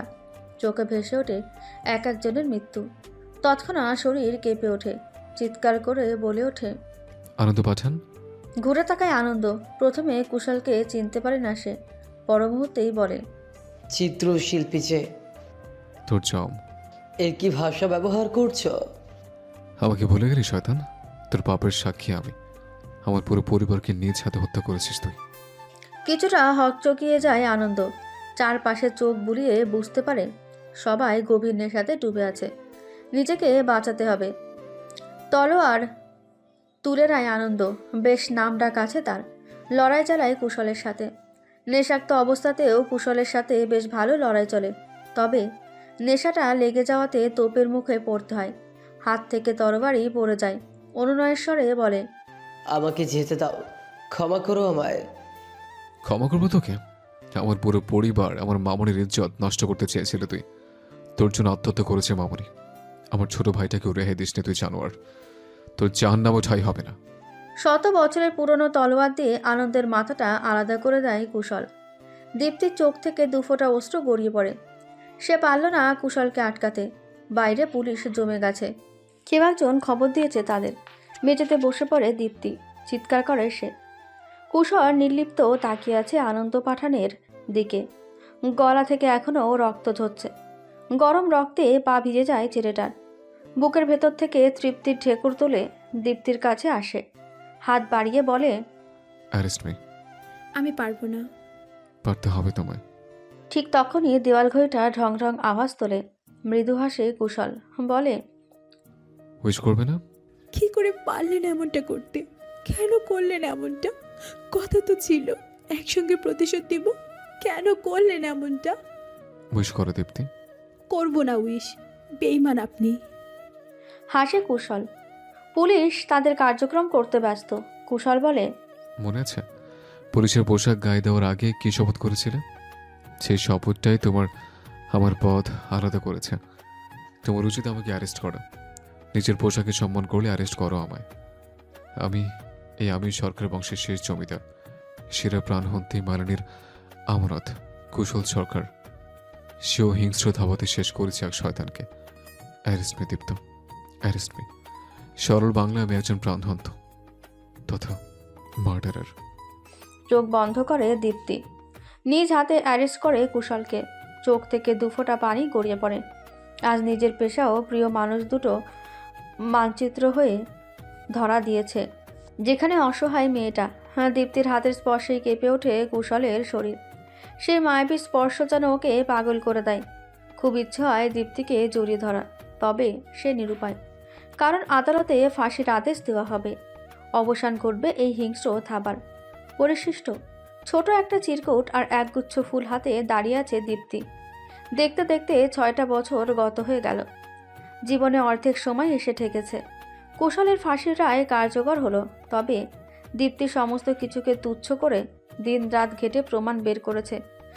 জমিদার আনন্দ পাঠানোর হিংস্রতার সমস্ত প্রমাণ পেলে কুশলের শাস্তি কমে হয় 6 বছর। অবশ্য নিজেকে জমিদার বংশের শেষ জমিদার প্রমাণ করতে পারলে কুশলকে কোনো প্রকার শাস্তি দেওয়া হতো না। তবে জমিদার আনন্দ পাঠান খুব যত্নে সরকার বংশের অবসান ঘটিয়েছিল। বিশেষ অনুমোদনের মাধ্যমেই কুশলের শাস্তি কমিয়ে আনে দীপ্তি। জেল থেকে বের হয় কুশল। দীপ্তি এখনও ঘোর লাগা চোখে তাকিয়ে থাকে। সুদর্শন পুরুষের রূপ কখনোই কমে না। কুশলকে এখনও রাজপুত্রই লাগছে। বুকের ভেতর ধিমধিম আওয়াজ হয়। কাছে এসে দাঁড়ায় কুশল। অগোছালো চুলে হাত বুলিয়ে দেয় দীপ্তি। দীপ্তি বলে, শুভ জন্মদিন সুদর্শন পুরুষ। বিয়েটা করলে না দীপ্তি? ভালোবাসি একজনকে আর বিয়ে করব অন্যজনকে। মৃদু হাসে কুশল। নিজের অনিশ্চিত ভবিষ্যতের কথা চিন্তা করে বহুবার দীপ্তিকে বিয়ে করতে বলেছে সে। তবে দীপ্তি ছিল নাছোড়বান্দা। বহু চেষ্টা করে মাসখানেক আগে কুশলের শাস্তির অবসান ঘটিয়েছে সে। দীপ্তির হাত মুঠো বন্দি করে কুশল নিজের অনুভূতিকে আজ বাধা প্রদান করে না। সন্তর্পণে প্রিয়তমার ঠোঁটে চুমু খায়।